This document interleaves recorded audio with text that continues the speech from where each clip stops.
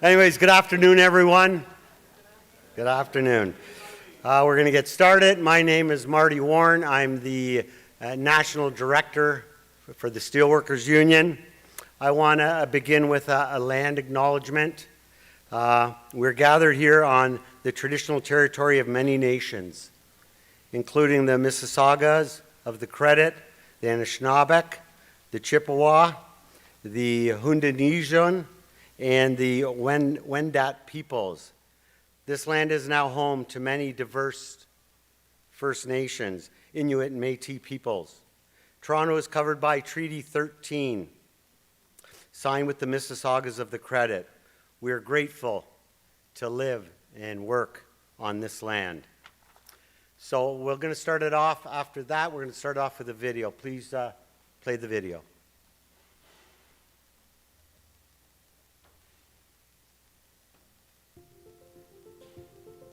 Leo Gerard used to say, "If we fight, I can't guarantee that we will win. But if we don't fight, I guarantee that we'll lose." That wasn't a quote. It was a code of conduct, a belief so deeply rooted in him that it shaped every choice he made. Certaines personnes sous-estimaient Léo. Elles le regardaient et voyaient quelqu'un qui parlait sans détour. Elles voyaient un manque de finesse. Elles confondaient le bon sens avec la faiblesse. Mais cela ne durait jamais longtemps, parce que Léo était l'un des esprits les plus brillants de n'importe quelle pièce. Are you ready to fight? Are you ready to march? Are you ready to fight? Strategic, relentless, and absolutely clear about who he represented. And he knew when to push and when to hold the line. Leo was the giant who walked into rooms and somehow made you feel bigger. The guy who challenged you and at the same time made you feel like you were right where you belonged. Leo Gerard grew up in Sudbury, Ontario. He was the son of a hard rock miner in a family and a town where work was hard and solidarity wasn't optional. Leo never forgot his roots. He was proud to say he came from Local 6500. In his world, labor wasn't a cause. It was how people survived. He was taught from the very beginning that when workers stand alone, they lose. And when they stand together, they have a chance. Cette force, née de générations de lutte, l'a accompagné tout au long de sa vie. Leo Gerard est devenu la figure de proue du mouvement syndical. Non pas parce qu'il souhaitait être puissant, mais parce qu'il comprenait que les travailleuses et travailleurs avaient du pouvoir. Il connaissait l'ampleur du défi auquel nous étions confrontés. Et il savait que les bonnes intentions ne suffisaient jamais. Sous la direction de Léo, notre syndicat n'a pas seulement défendu ses acquis, il a pris de l'ampleur. Through historic mergers, through hard decisions that others avoided, Leo helped build the largest industrial union in North America. To Leo, as an international union, he knew we were stronger together. Canada and the United States, side by side with allies across the world, working together in true global solidarity. Leo also understood that a union only stays strong if it keeps opening doors. He pushed for programs that created real space for women to lead. He believed the future of this union had to be built intentionally by giving the next generation the tools, the confidence, and the opportunity to step forward. Because to Leo, leadership was something you passed on. And once Leo believed in you, you worked twice as hard because you didn't ever want to let him down. Si on se bat, je ne peux pas garantir qu'on va gagner, mais si on ne se bat pas, je peux garantir qu'on va perdre. Leo Gerard a choisi de se battre. Chaque jour, à chaque fois, il était notre leader. Et maintenant, il n'est plus là. Oui, son absence se fait sentir. Sa force et sa conviction nous manquent. Toutefois, Léo n'a jamais porté ses qualités seul. Il nous les a transmises. And now, it's up to each of us to take up the torch and carry his vision forward. The belief that we have to fight, even when there are no guarantees, lives on in this union, lives in us. And because of what Leo gave us, we are not standing without him. We are standing here because of him. Thanks, Leo.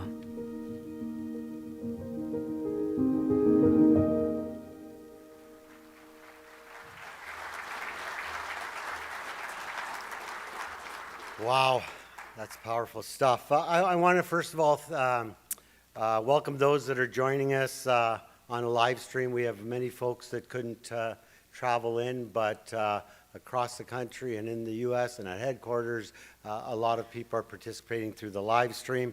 As well as I want to welcome yous in the room today.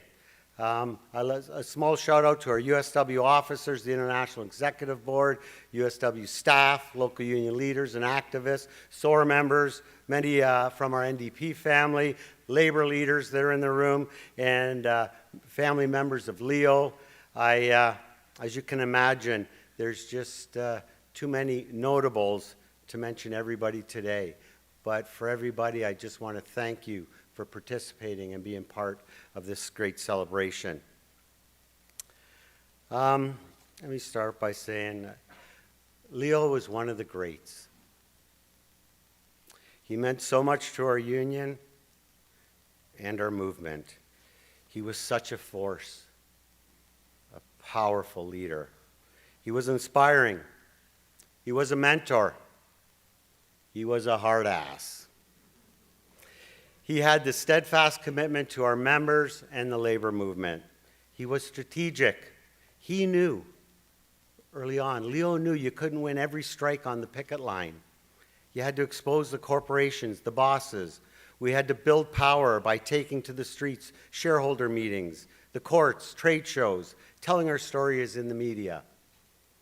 Further, Leo could also see that the world was going global, and that the only way workers could take on these big global companies was by building international solidarity. And to build worker solidarity across borders and around the world, and that's what Leo did. He made workers from around the world come together for the same thing, a better future. Leo was a legend. He was a Canadian hero. Today we're going to hear lots of stories about Leo, so I'm going to do one small one now, and if I have an opportunity, I'll squeeze a couple in because we all got lots of Leo stories. But mine's kind of special. It was this kind of thing we had. As most time you meet somebody or you connect with somebody, it was, hi, how you doing, whatever. So I'm a young kid on the International Executive Board, and coming from Leo's district, obviously, that's some more heavy water to carry. But our conversation always started with, kid, you need a haircut. My response was always, Leo, I just got one. Leo's response was, well, you need a new effing barber. And that's how we did it every time. And so, Leo, if you're looking down, I got my hair cut.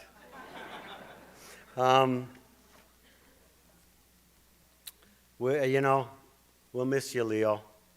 You're gone way too soon. You'll never be forgotten. And as Avito says, we thank you for everything, what you've done in the labor movement and for working people. So let me get on with some of our speakers. Everybody knew, and it was mentioned in the video as well, wherever Leo traveled, wherever he was, whether it was at a board meeting, any place, he never forgot where he came from. Local 6500 in Sudbury. He always mentioned them. He always talked proud of them, and rightfully so. So let me start off by bringing the president of Local 6500 up, Ray Hammond.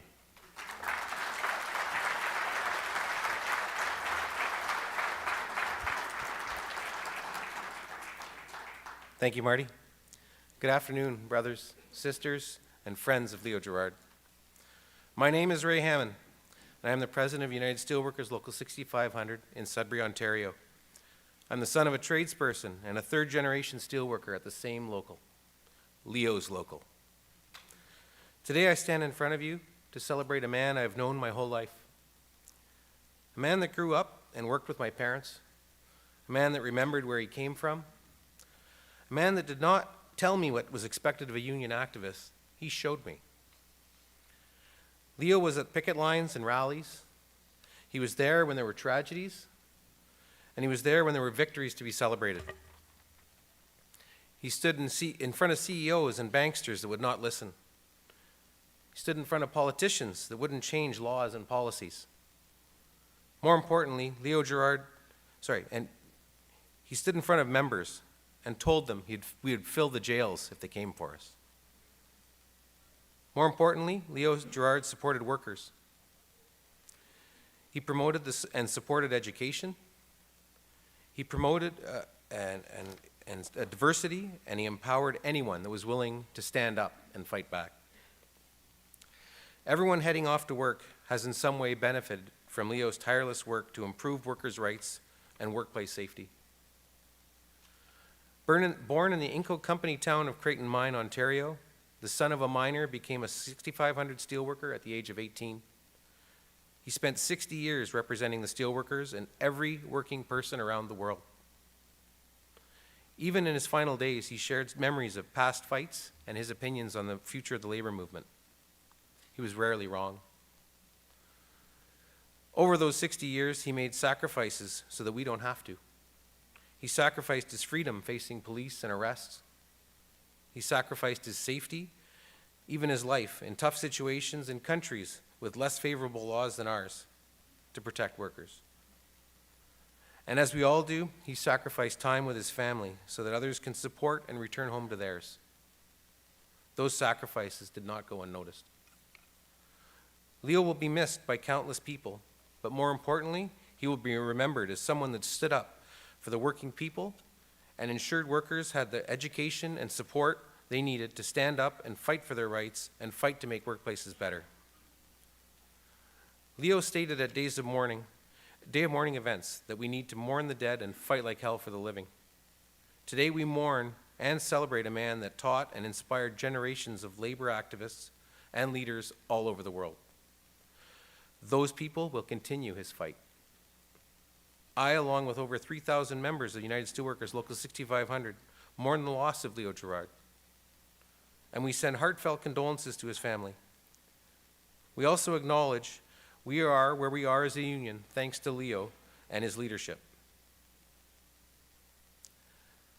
We are forever in his debt. Thank you, Leo, for your leadership. We'll fight and continue to fight, and you will not be forgotten.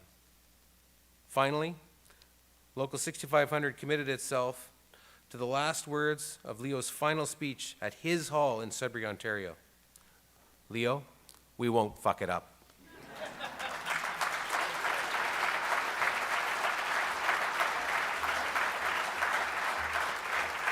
Yeah.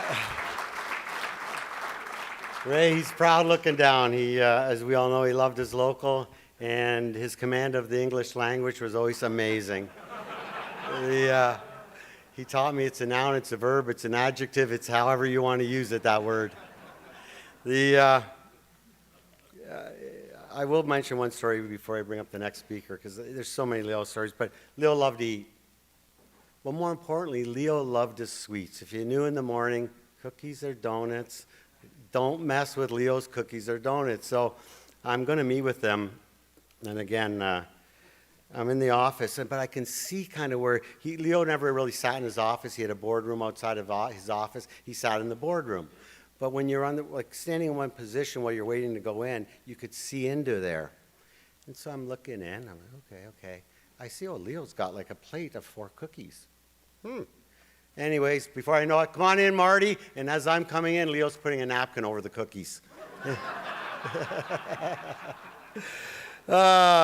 Next, I want to introduce you to my good friend, our newly installed USW International President. She is, yeah. Yeah.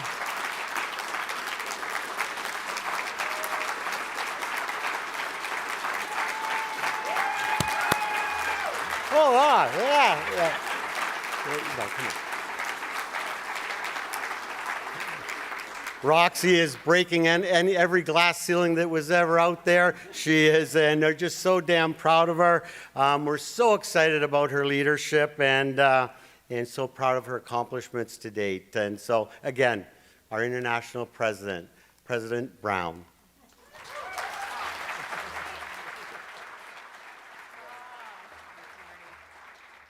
Thanks, Marty, and good afternoon, everyone.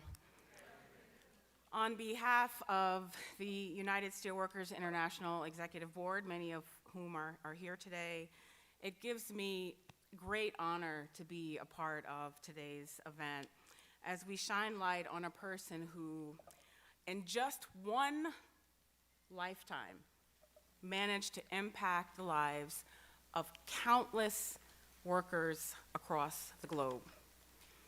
Leo Gerard was a change maker, a movement builder, a visionary, a truth teller, an agent of solidarity, a mentor, and a hero for so many of us inside and outside of our union and this movement that we're all a part of, the labor movement. He loved our union and our members deep to his core. And he spent every day thinking about how best we can do the work that we are charged to do, which is ensuring that workers have fairness, dignity, and a future. It's funny that Leo was kind of perfectly named, right? Leo means lion and lion-hearted. All of us today could speak endlessly about the many fights he led ferociously and fearlessly on behalf of our members and our union. He never cowered during the difficult moments he steered our union through, and never, and we all know this very well, he never backed down, no matter who it was, and he had some colorful words that would sometimes join those fights. Some of us have taken after him in that regard. And I'll never forget, in terms of the no backing down, he doesn't care who it was, Leo and I spent a lot of time together on Capitol Hill over the course of my career and his time as president. And there was one time we were on Capitol Hill in Washington, D.C., and we were in the Dome because we were ready to meet with then Speaker Pelosi. And we're in the elevator, and in the Capitol Dome is really where the leaders of both parties have their offices. So we're in the elevator, here's Leo, here's me, and right in front of us, Mitch McConnell, who at that point, was the leader of the Senate Republicans and not a champion of working people, and his staffer directly across from us. And Leo looks at him dead in the eye and he says, "Fucking Mitch McConnell." And he closes the elevator door right in his face. Yeah. That was our Leo that we love so much. That was our Leo, right?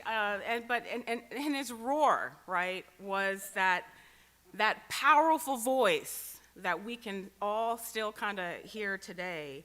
And that voice was driving us, inspiring us to do more, fight harder, and as has been said already twice, to remember always where our power lies, in the strength of us and our solidarity, not just as steelworkers, but with workers all around the world. And I know that we'll hear an example from Senator Napoleon Gomez here shortly.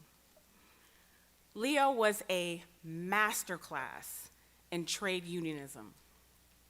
His leadership as president of our union for 18 years, literally helped mold, elevate, and bring forth a next generation of leaders throughout our union. From local unions, to our staff, to our executive board, including our sisters. Leo was very intentional about supporting women, stepping up and leading our union, and that work is evident today across not just our locals. It always warms my heart when we're at conferences and we ask people, sisters, to stand up if they hold office at their locals. And more sisters are standing up. It's wonderful.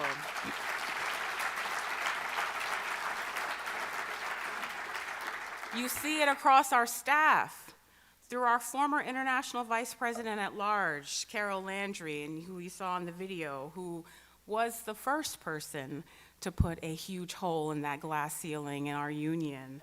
And to now, where we have 3 women serving on our executive board, including the international president.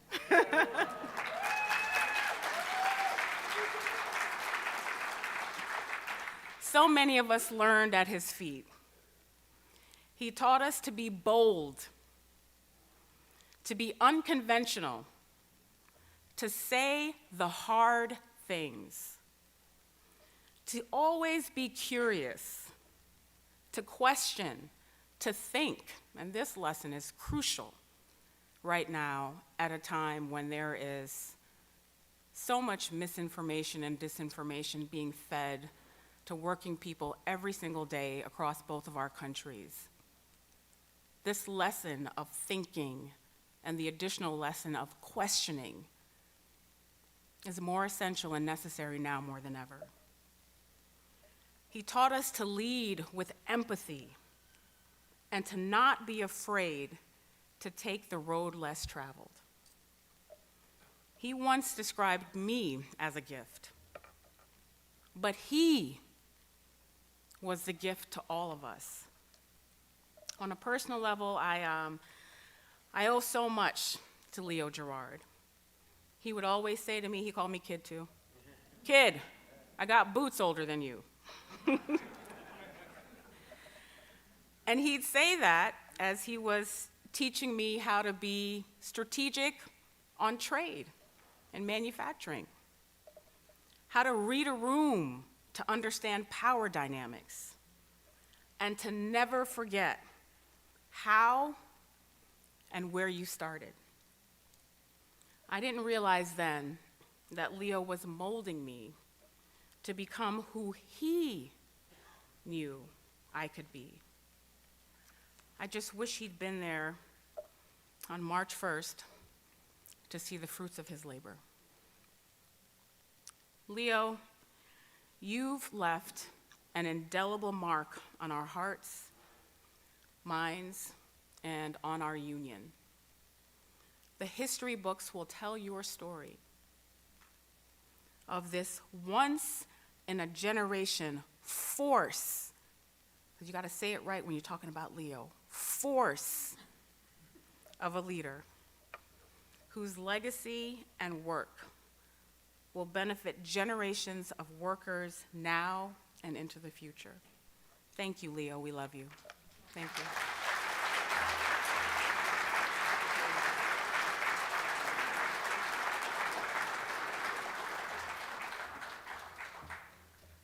Yeah, I can comment on, Leo mentored me as well. When you become a director, you have a one-on-one dinner with Leo. And first of all, near the end of the dinner, like, you're so nervous, right? Are you gonna eat that? No? Okay, I will. Second of all, at the end of the meal, this is mentoring 101. At the end of the meal, the bill comes, and Leo says, Ken Neumann has an account here. Charge us to Ken Neumann's account. True story. Next up is David McCall. David served as on our International Executive Board as a member for 5 terms, as an International Vice President, and when President Conway passed away, Dave steered our union through this very difficult period as our international president. Since handing over the reins to Roxy, Dave is the U.S. President Emeritus. Did I say it right? I fucked it up.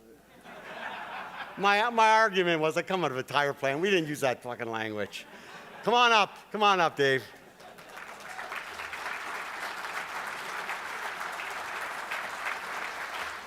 I knew I'd fuck it up.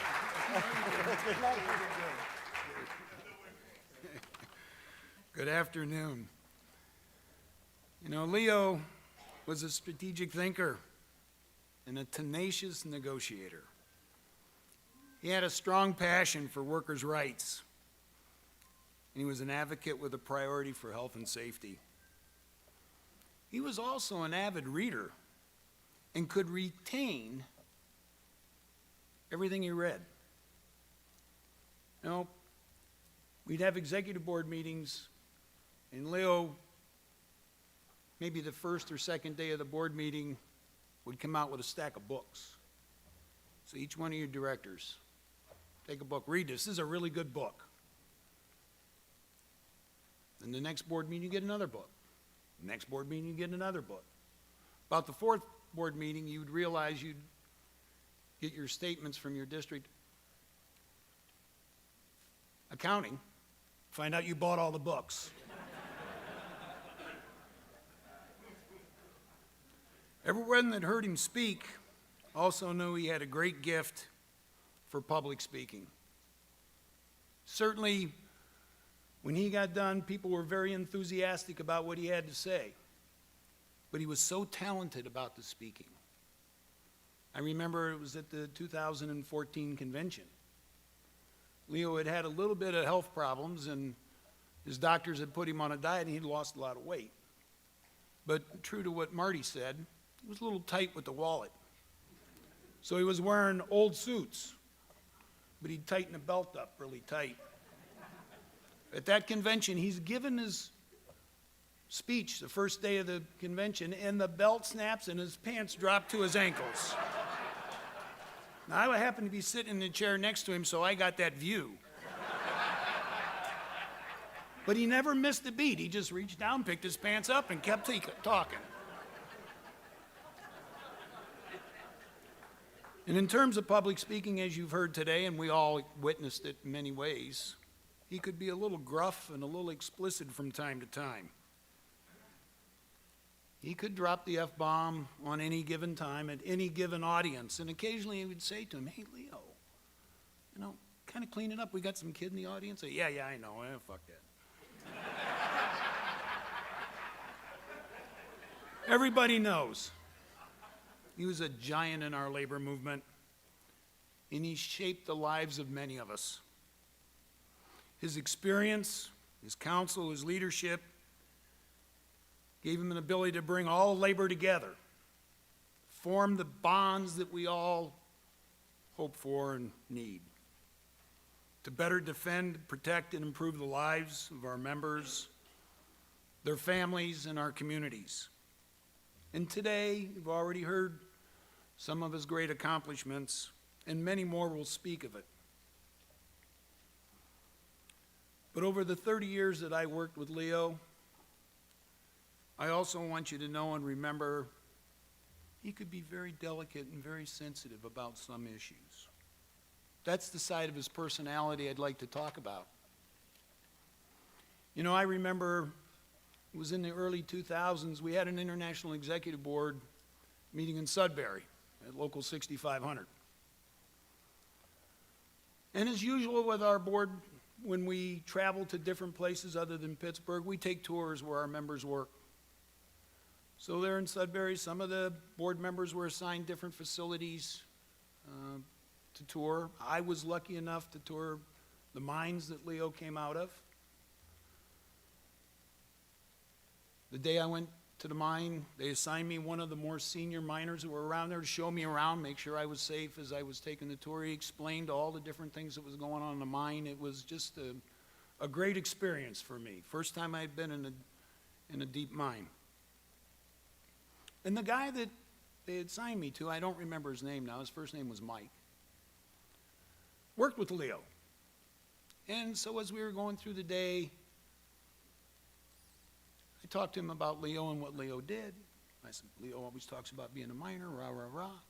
The guy told me, hey, look, Leo drove the roach coach.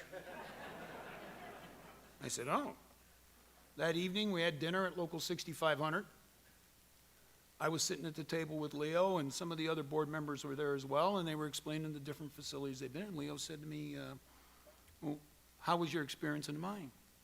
I said, Mike, whatever his last name was, took me around, made sure I was safe, explained the mines. Leo said, oh yeah, I worked with him. He's a great guy, what a great union brother, strong union advocate. I said, yeah, and he told me about you driving the roach coach. He said that lion SOB. He don't know shit. Later on, Leo said to me, you know, you really don't need to tell that story ever again. I said, I won't, Leo, I swear to you. So I knew he was sensitive about it. On another occasion, later in the 2000s, probably 2014, 2015, Leo was asked to be the Grand Marshal of the Youngstown Labor Day Parade, Youngstown, Ohio. He was glad to do it, big parades, lots of labor. In our district, we always had a big float. He was the Grand Marshal. He rode in the back seat of a Cadillac Eldorado and has kind of led the parade. You know, he's going all through Youngstown downtown. He's got a little Barbie wave going and looking pretty good. There's a group of us that rode motorcycles in the parade every year, about 20 of us, and we followed the Grand Marshal and then our floats and members marching. So when we got done with the parade, we go back to the staging area. We're going to a picnic area. We're going to have a big picnic there that day. Leo comes walking up to me. He said, I'm right on the back of your motorcycle over to the parade. I said, no, you're not. I mean, it's a big Harley, but not big enough for the two of us. And he kept saying, no, really, Dave, I'll ride with you on the back. It's only a couple miles away. No, Leo, you're not getting on my bike. And I got a buddy of mine, Sherman Crowder, who we ride together all the time. I said, God, get on, Leo. So Leo gets on the back of his motorcycle like he's getting on a horse.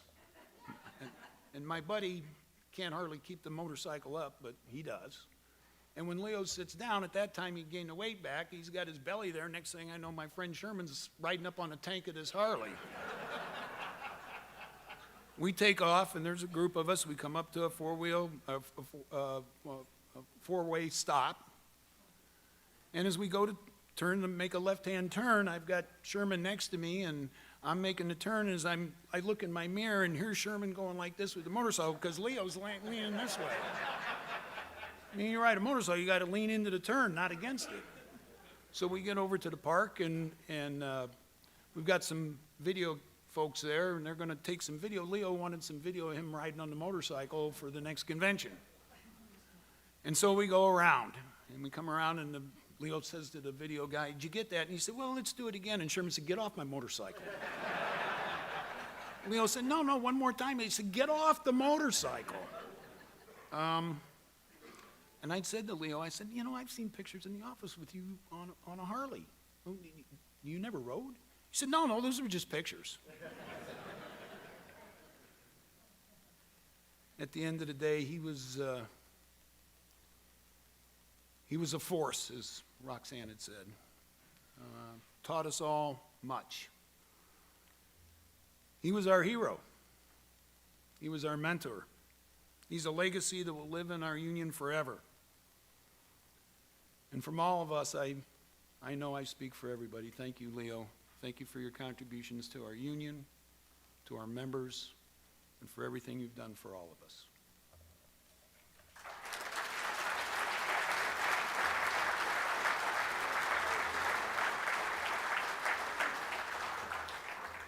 Yeah, just a point on Leo's ability to speak.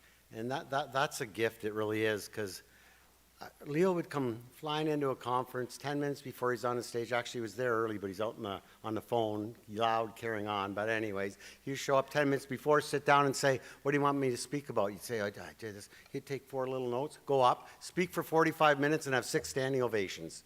Just a real gift, so just amazing. Okay, next I'm going to hand over the stage to Brother Fred Redmond, former USW International Vice President for Human Affairs and currently the AFL-CIO Secretary Treasurer. Come on up, Fred.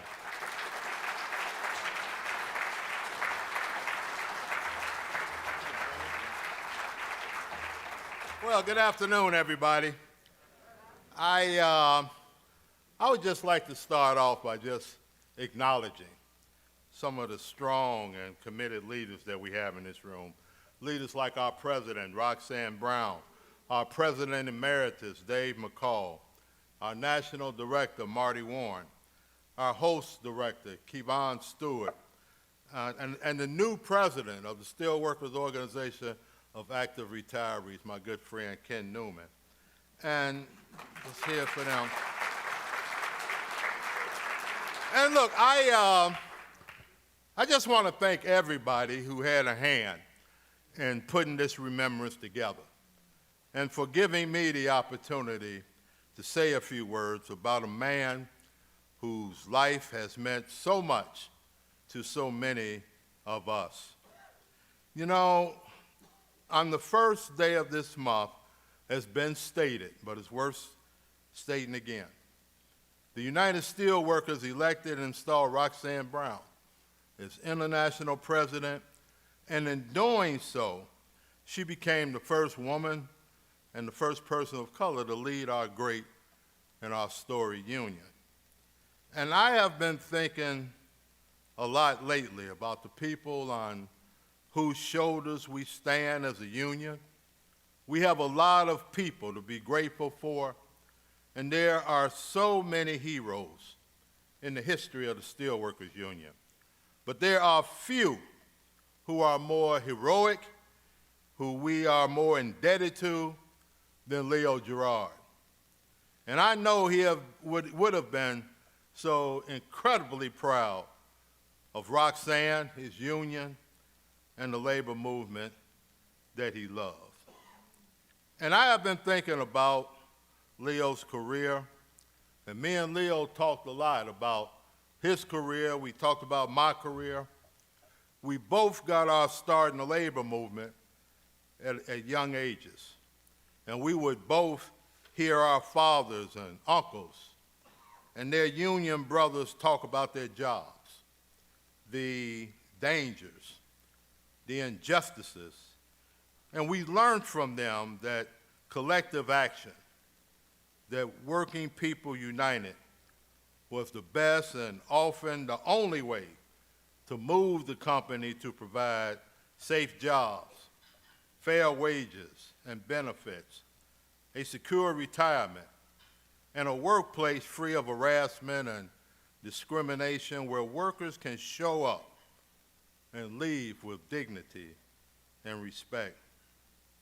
These lessons stayed with Leo throughout his career, from his first job as a copper puncher in Sudbury, all the way to the top office at 5 Gateway Center in Pittsburgh. Like everyone in this room, I have fond memories of Leo. I was hired in the early 90s under George Becker was the president. Leo was the secretary treasurer. And I'll never forget Jim English, our former secretary treasurer, who at the time was George Becker's chief of staff. And Jim called me one day to schedule my interview in Pittsburgh. And, you know, Jim stated, he said, Leo's going to interview you because George is on the road. So me and Leo will conduct your interview. That was a big deal for me, a big deal for my family.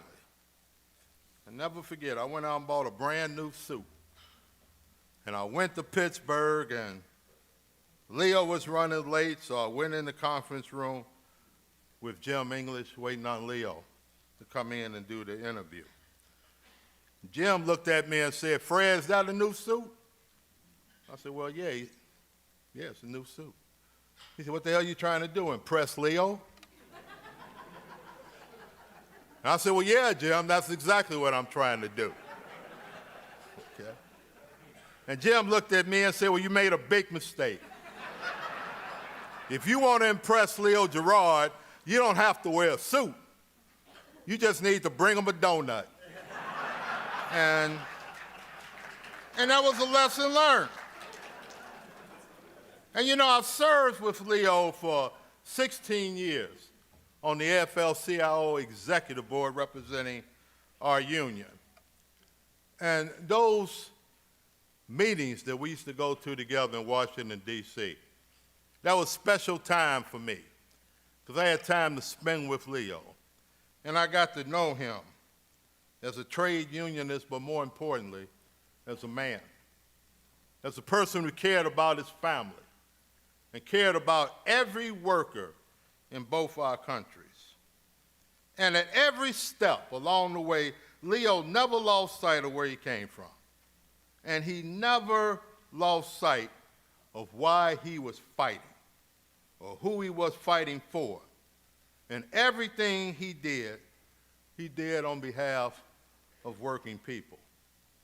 And I used to sit at those AFL-CIO council meetings and watch the respect in the room for Leo Gerard, from public sector unions, private sector unions, building trades. Leo was a giant in that room. And he earned that respect because of his passion for the work and for how he genuinely felt about working peoples.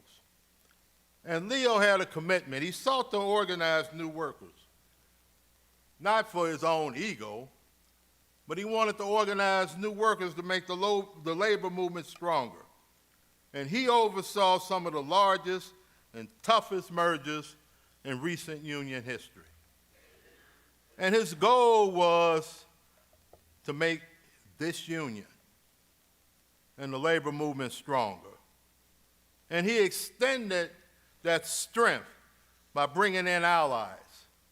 He formed a partnership with the Sierra Club.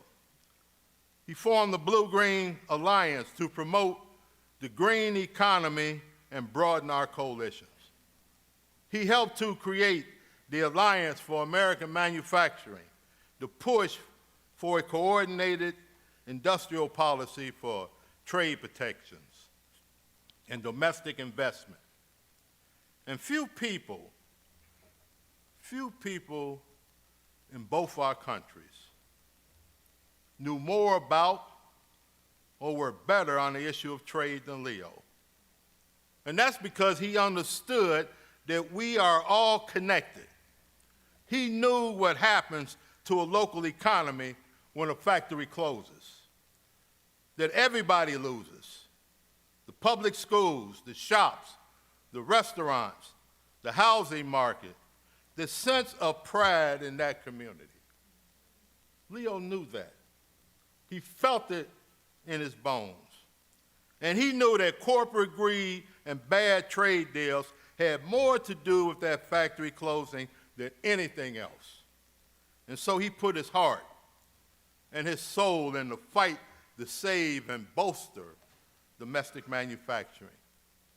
And in the fight for trade policies that strengthen and protected workers and human rights here and around the world.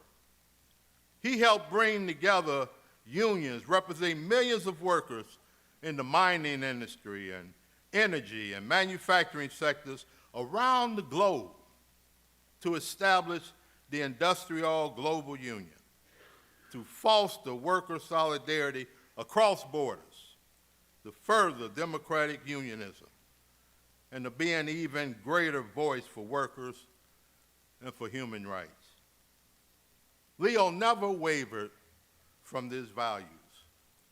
He was a true progressive, and he loved the word. He didn't duck or dodge. He never stuttered. Leo was a progressive, a person who believed in workers and a person who believed in fairness, a person who believed that every worker should be treated with dignity and respect. So we thank Leo for his courage, his conviction, his inspiration, and his willingness to stand up and fight for working families every single day of his life. He made our movement a better movement, and he made the lives of working families better. He made our union a better union, and he made the world a better place. Thank you.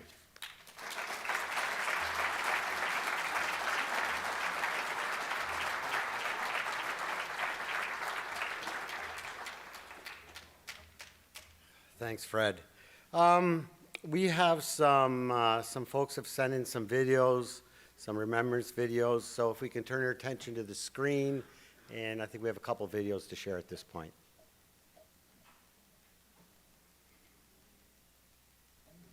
I had the privilege of meeting Leo when I was a former union president and then became the labor premier of Manitoba. We worked together on a number of issues. He was very interested in a couple of major issues. First of all, the right of workers to organize. He helped us pass legislation that allowed workers to organize in a very effective way. He was also concerned about workplace safety and health. He particularly was concerned about the mining sector. He knew that in Manitoba, under a conservative government, a worker died because no berm was built. And the courts unfortunately decided to go with the company in not requiring berms to be built in every mine site so workers didn't fall below the shaft and into the pit of the mine. And that was the first legislation we ever passed. The effort was because of Leo Gerard, the steelworkers, the Rob Hilliard, the former steelworker president, Ken Neumann, and others. And that law remains today. Workers go home to their families safe because of Leo Gerard. I also had the privilege of working with him when I was ambassador.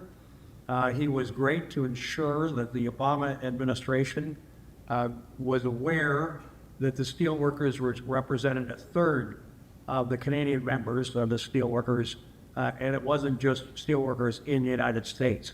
And he allowed us to get very useful trade agreements with the Obama administration during the financial crisis, and very effective ways of stopping both bankruptcy on one hand and stopping whimsical decisions on the other. I think Leo was always very, very proud of the fact that as the International Steelworkers president, on Labor Day, President Obama asked Leo to join him on Air Force One to go to Pittsburgh to march in the parade. And Leo would say to me after, who knew a kid from Sudbury, Ontario, a steelworker, a worker, would end up on Air Force One with the President of the United States. Rest in peace, my friend.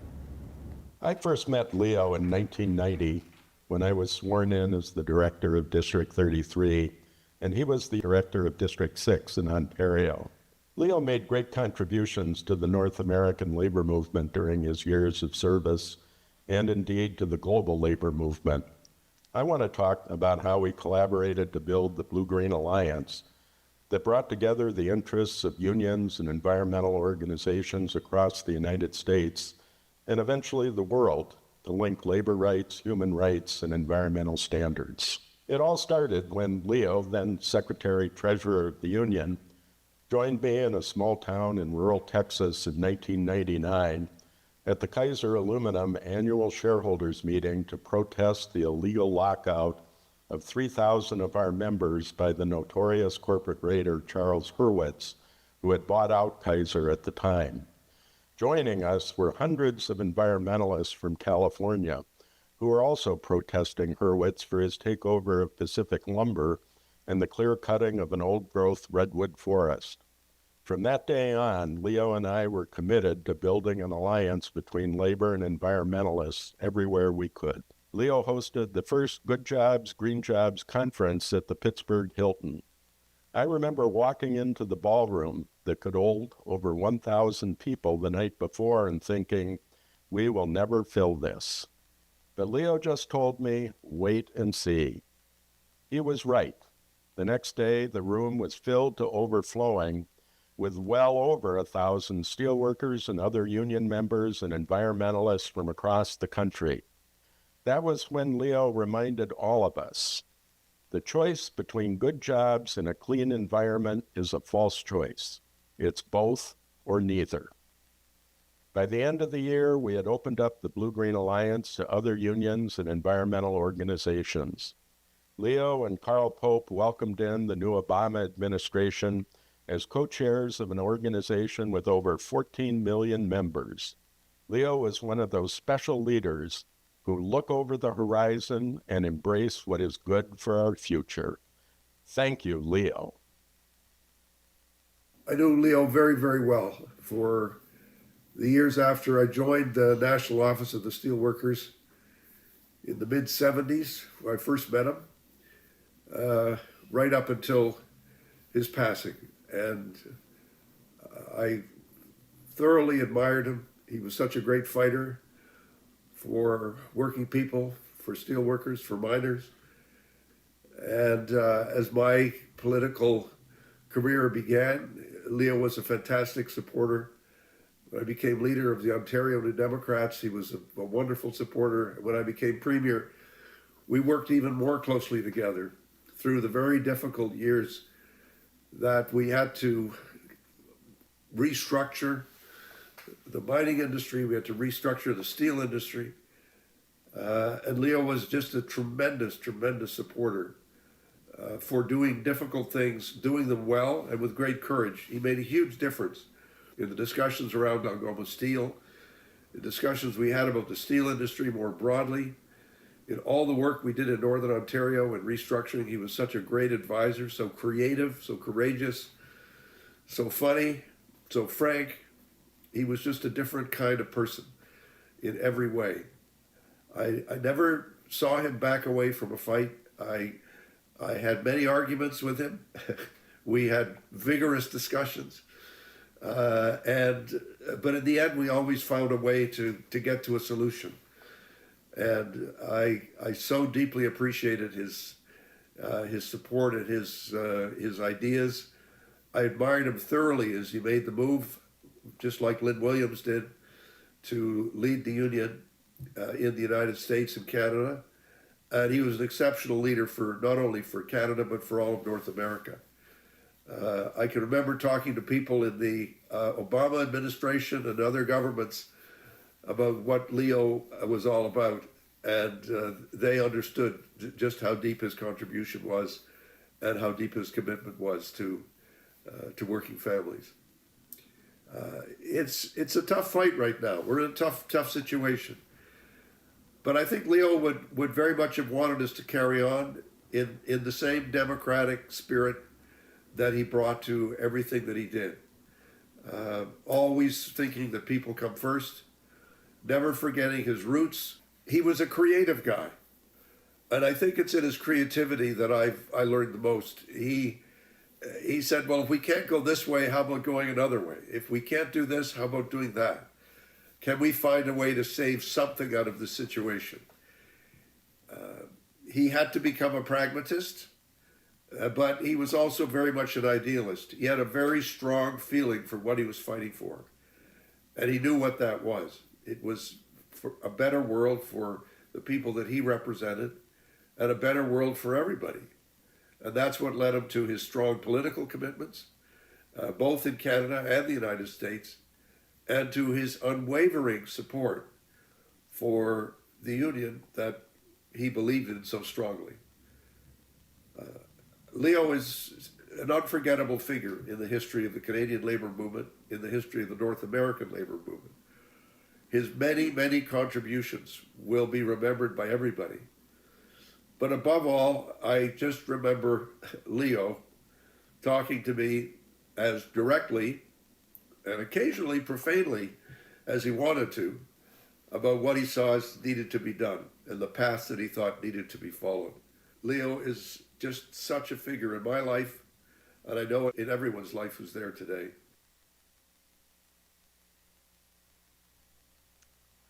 Thank you.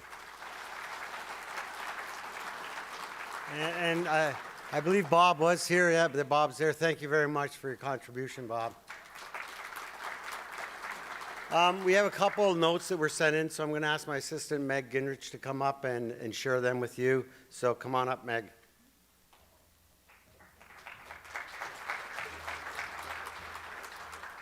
Okay, I have two messages of condolence, and I'll just read them to you. The first is from the Premier of British Columbia, David Eby. To the family and friends of Leo Gerard. On behalf of all British Columbians, please accept my sincere condolences as you mourn the loss of Leo Gerard, a steadfast champion of labor and social justice. A formidable negotiator and respected leader, Leo was also known for his warmth, humor, and mentorship. He's armed generations of activists with the knowledge to enact change, ensure safety, and continue his legacy of care for workers' rights. In his 18 years as USW International President, Leo established himself as one of the best-known labor leaders in the world, never wavering from his commitment to the workers and their families for whom he spent a lifetime fighting. I hope that in this time of grief, you find comfort in each other and in the many fond memories you share of this remarkable man. From David Eby. And the second note of remembrance is from U.S. Congresswoman Rosa DeLauro from Connecticut. Dear Steelworker family, I share your deep sadness as you gather to celebrate the life of former USW President Leo W. Gerard. Even as we will all miss his passion and leadership, I'm grateful for this opportunity to honor Leo's legacy and his lifetime of commitment to workers in the United States, Canada, and across the world. Leo was a friend. I valued his advice, even when it might be tough to hear. As we all know, he was not a shrinking violet, but the passion and strength he brought to the fight for fair wages and better working conditions, health and safety, and international workers' rights had a deep and lasting impact on not just individual USW members, but the global policy agenda. When Leo spoke, which he often did, we all listened. He was a true leader, which, at this time, is sorely missed. The infrastructure Leo helped create magnified the impact of the USW and its membership, paving the way for the union to move boldly into the future. Through the founding organizations like the Blue-Green Alliance and the Alliance for American Manufacturing, Leo and the USW created a blueprint and foundation for worker-focused environmental policies, as well as trade and industrial policies that continue to frame public policy debates. For example, about a decade ago, a small but mighty group of Democrats in Congress, including myself, fought the Obama administration over the Trans-Pacific Partnership. The Steelworkers leaned hard into that fight under Leo's leadership, leading to a very close partnership between us. We talked almost every day. His vision and strategic insight were invaluable, and his impact on that fight and many others is undeniable. Leo was always willing to speak truth to power, whether it was in the halls of Congress, the Oval Office, or the CEO's corner suite. He was always on the front lines of the fight, showing up with his support, or, God forbid, his opposition. I was lucky to have known Leo and to have considered him to be a friend. I know that I and the world am better off for his leadership. In solidarity, Rosa DeLauro.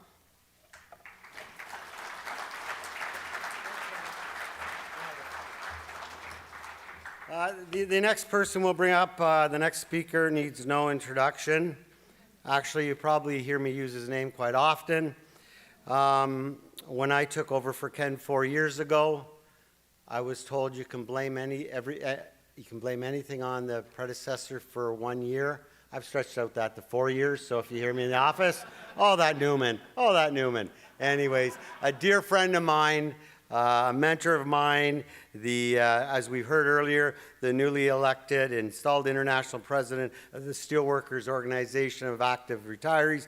Come on up, Ken, and a good friend of Leo's.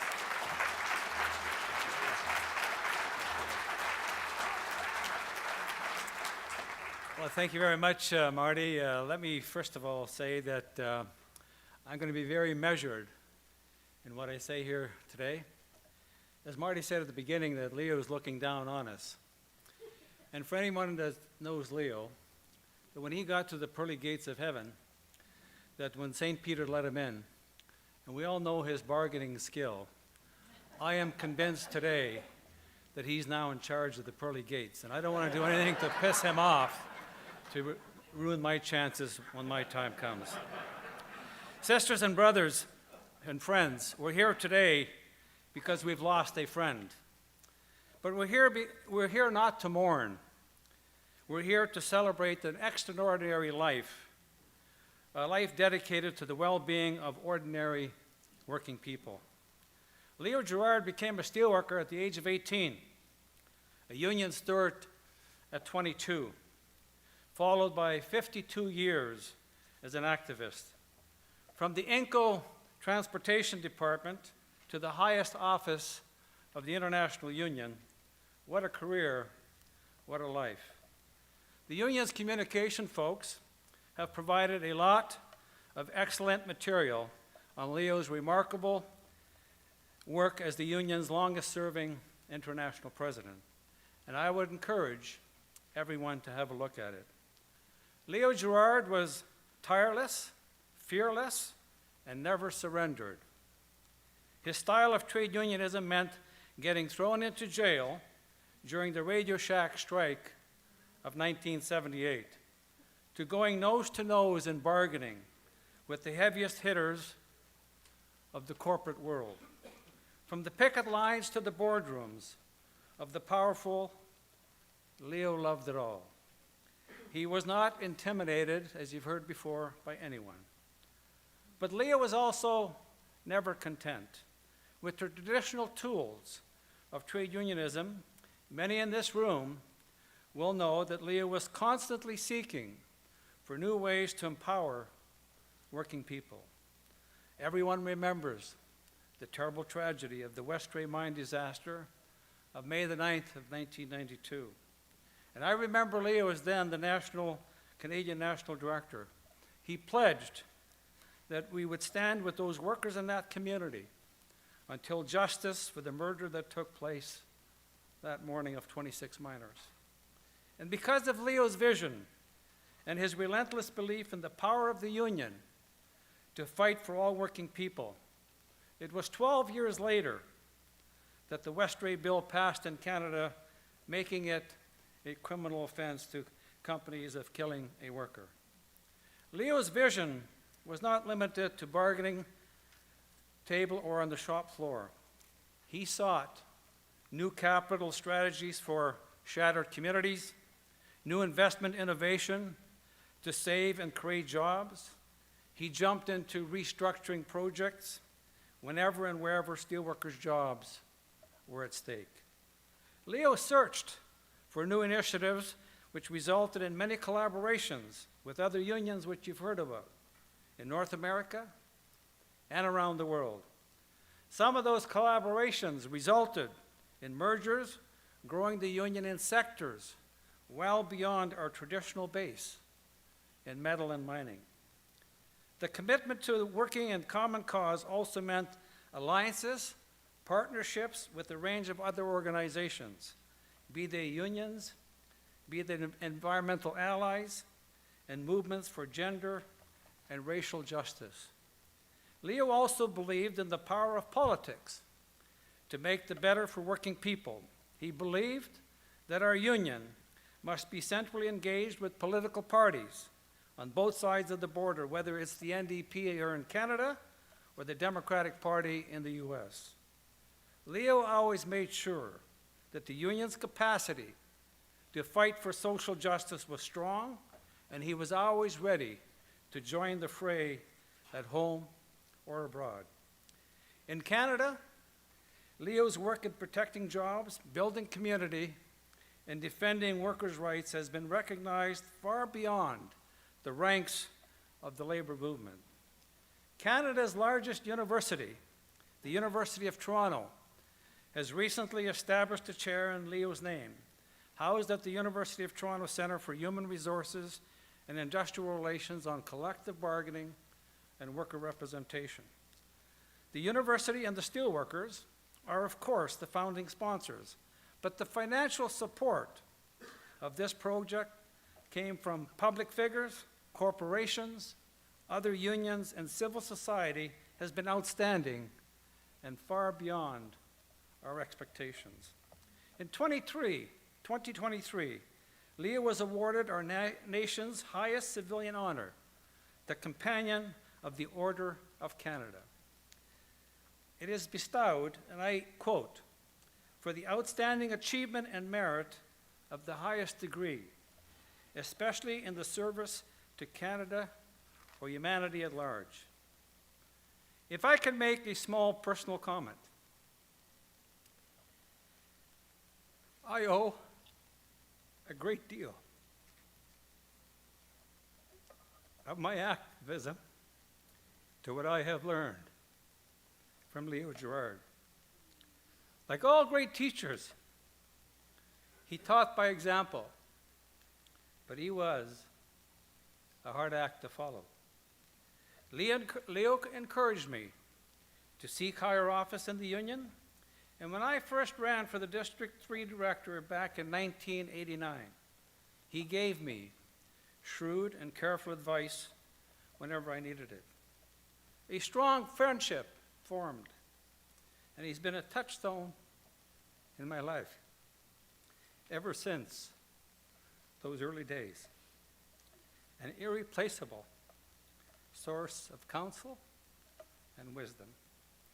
One last thing, and it sounds sentimental maybe, but I really do miss his laugh.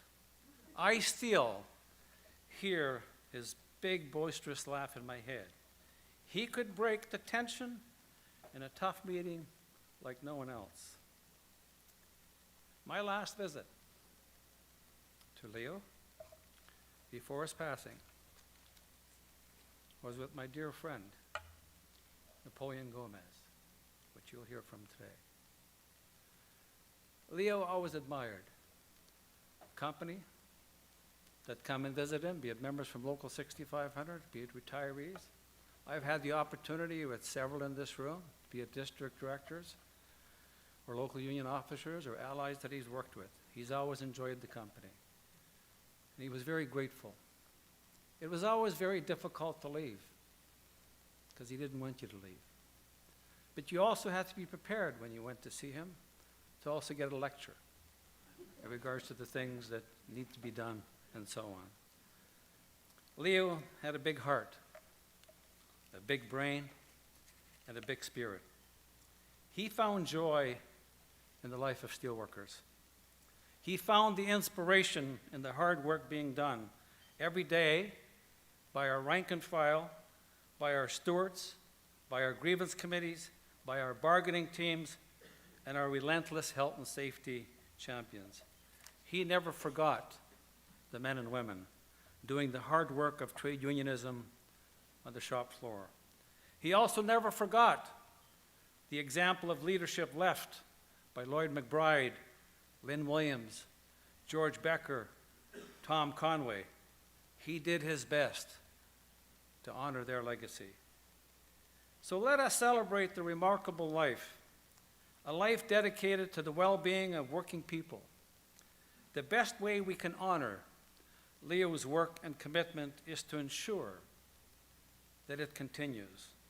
What I mean is that whether it's fighting for workplace justice, expanding union coverage by smart organizing, championing sustainability, lifting communities out of poverty, advancing women's equality, creating meaningful jobs, all of us have a part to play in building a progressive, democratic future.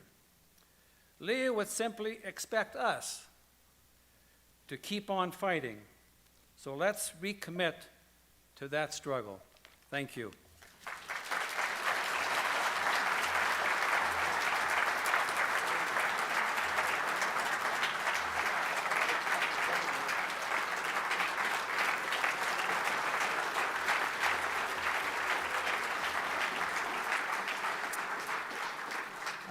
Ken Neumann just mentioned our next speaker. Thanks, Ken, for those remarks. So well said.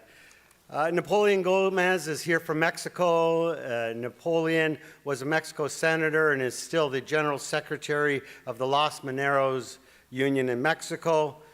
Napoleon lived in exile in Canada as the Mexico government conducted a campaign of repression against him in Los Mineros. Napoleon's return to Mexico is when he became a senator in a historic achievement. Come on up, Napoleon.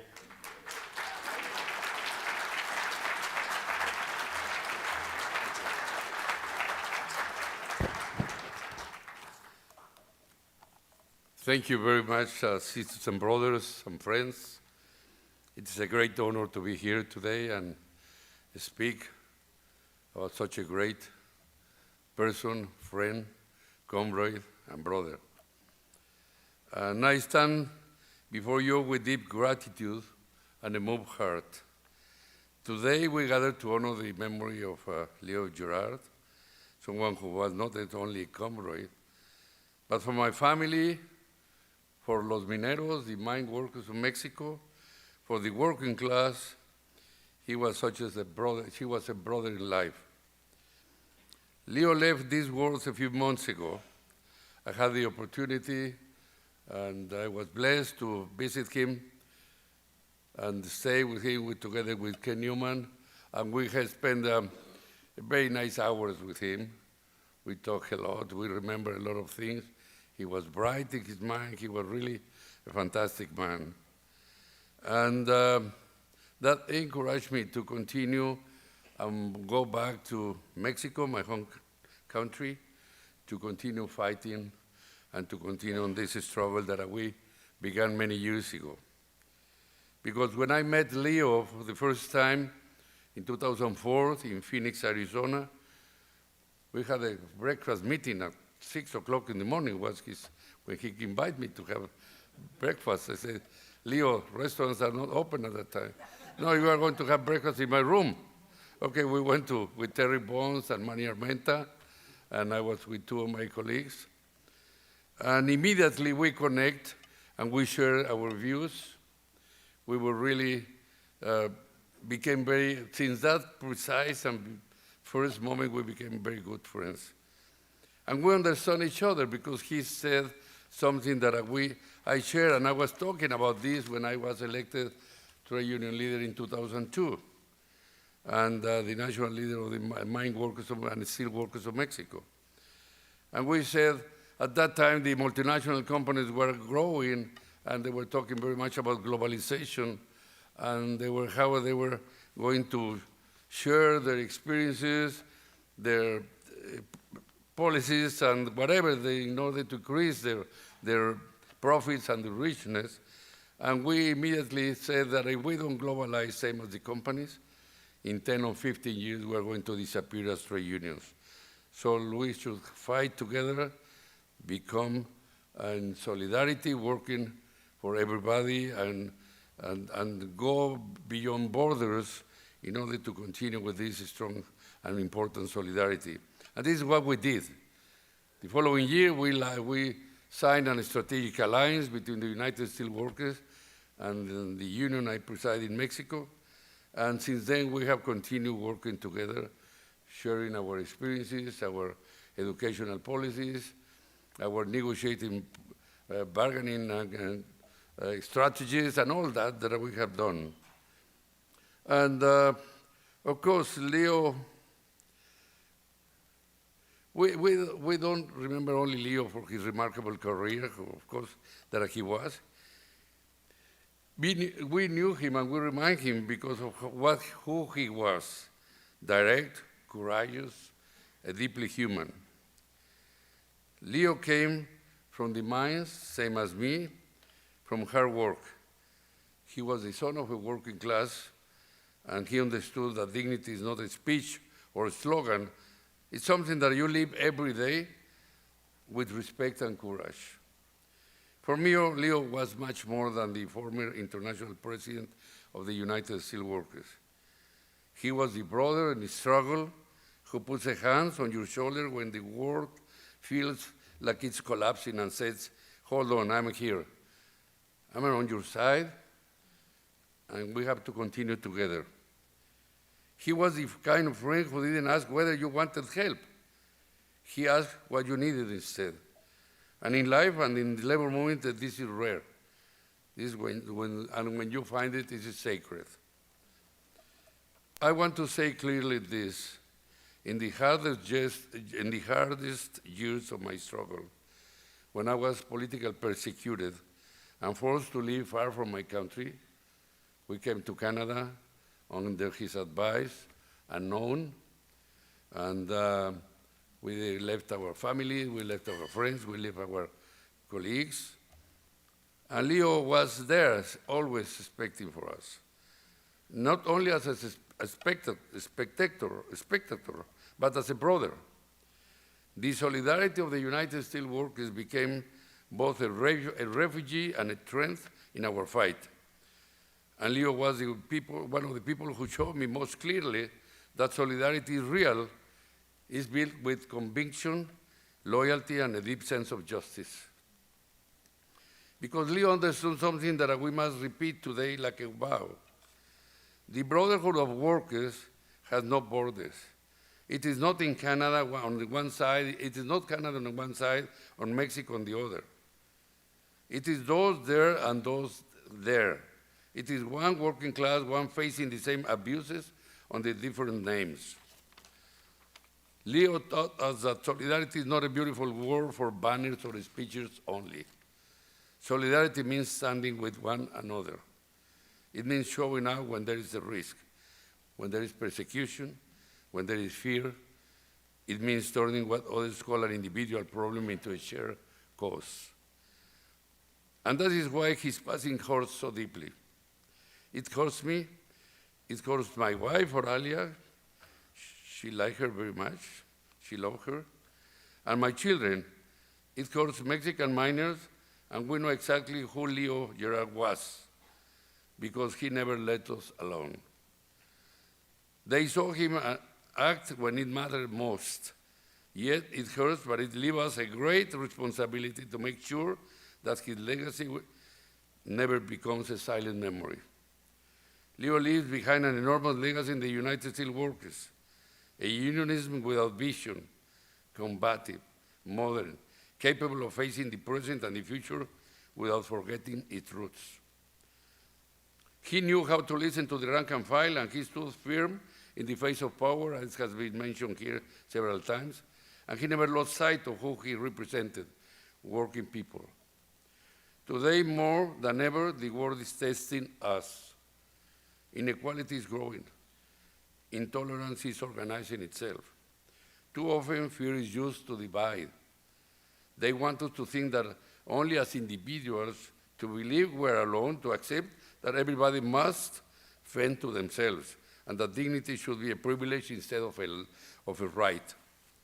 But Leo left us another lesson. When times become difficult, fraternity is what keeps us standing. It is what gives us the strength to act and to hold our heads high. That strength is built through unity, through organization, through real solidarity. I remember in his speeches, he used to mention very often, unity brings strength, and strength brings power to change things when they are bad or abusive. Leo was a steady light, stubborn, hardworking, never seeking to shine brightly, but never going out. Sisters and brothers, today we have come to say goodbye to a great, great visionary man, a great person, a human being that we really will respect and remember always. But we have also came to say thank you, to say that his name will live in our struggles, in our victories, in our hearts, and in the way we take care of one another as a working class. We are here to say that the fraternity and brotherhood he defended will not remain in the past. Leo, brother, we are here in pain but standing, with tears but with commitment. And I promise you this, we will remain united, because this is what we taught us, you taught us. We will remain as one, Los Mineros and the United Steelworkers, defending life, justice, and the dignity of all workers. Rest in peace, Brother Leo. Thank you very much.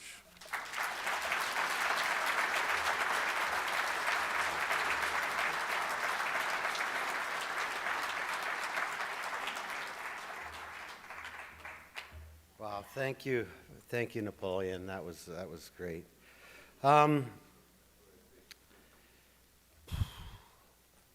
Next, I'm pleased to introduce you to my friend, trailblazer, Carol Landry. Carol was the first woman who served on the International Executive Board, a woman of steel and a proud Canadian. Come on up, Carol.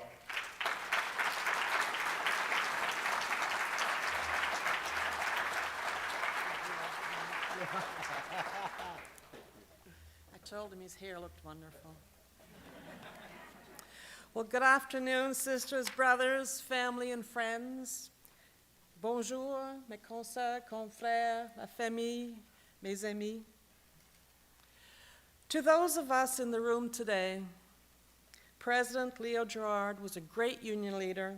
He was a fighter for workers' rights, a union leader with an incredible ability to look into the future of the labor movement and the future of work and lead our union accordingly.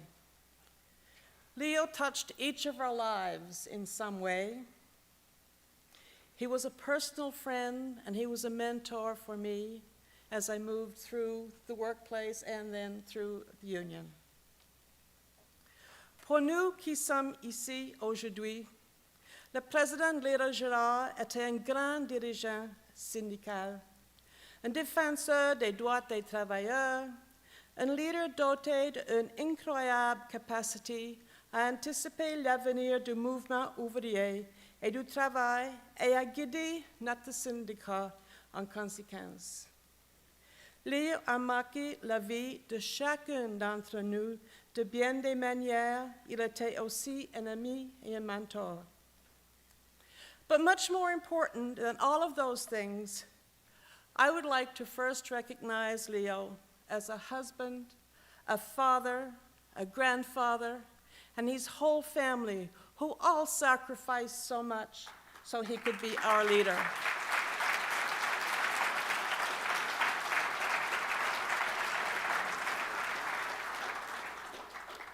Mais par-dessus tout, je tiens à rendre hommage à Leo en tant qu'époux, père, grand-père, et à toute la famille qui a consenti à plusieurs sacrifices pour que notre syndicat puisse l'avoir comme dirigeant. Now, the first time that I met Leo was in the late 1980s, and we were at he was then our national director in Canada.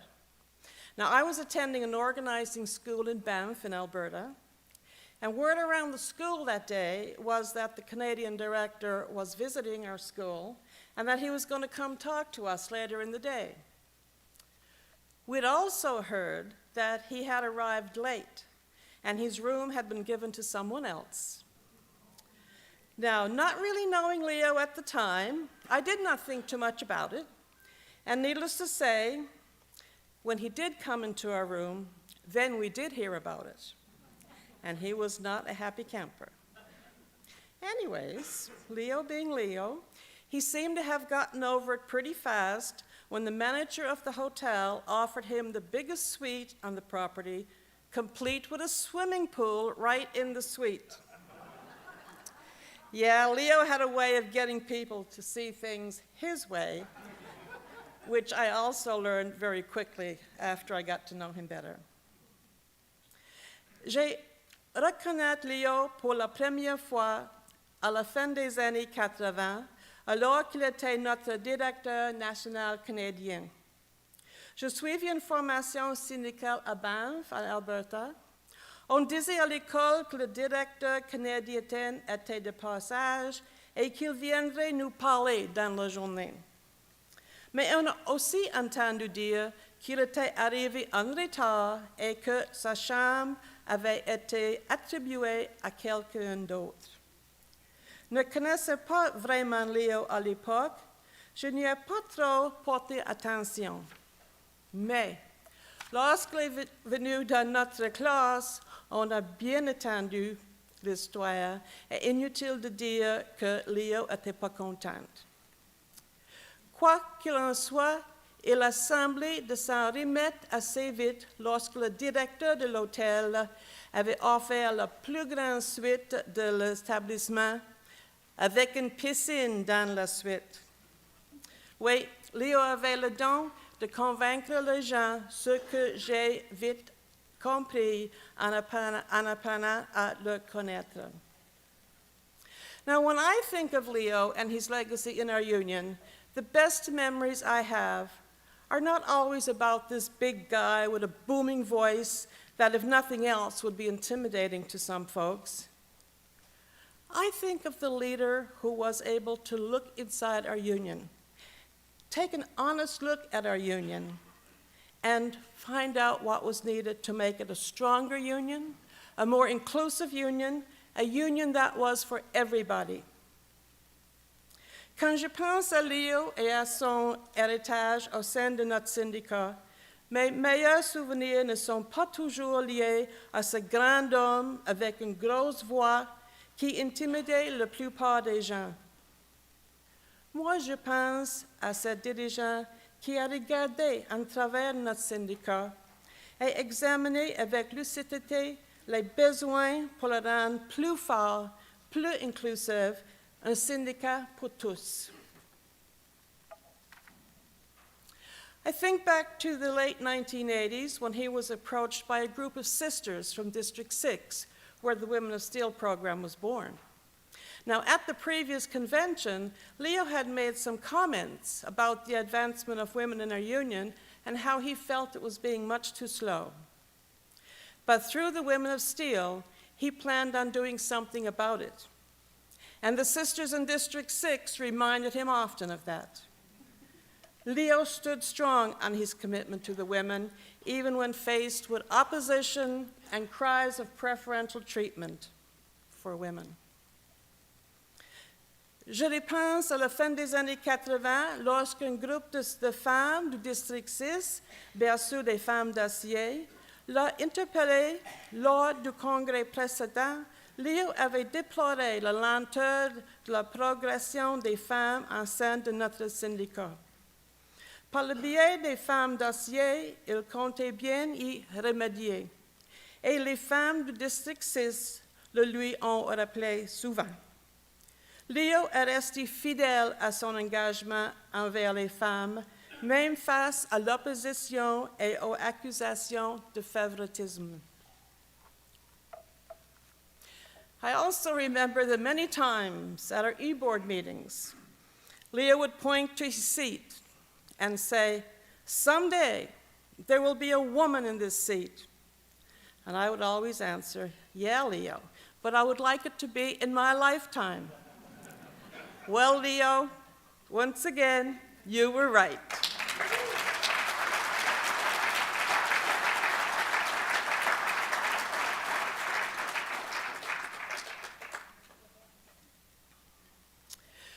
Je me souviens de ces nombreuses réunions de conseil exécutif où il montrait son siège et disait, "Un jour, une femme sera assise à cette place." Et je répondais toujours, "Oui, Léo, mais j'aimerais que ce soit de mon vivant." Eh bien, Léo, une fois de plus, tu avais raison.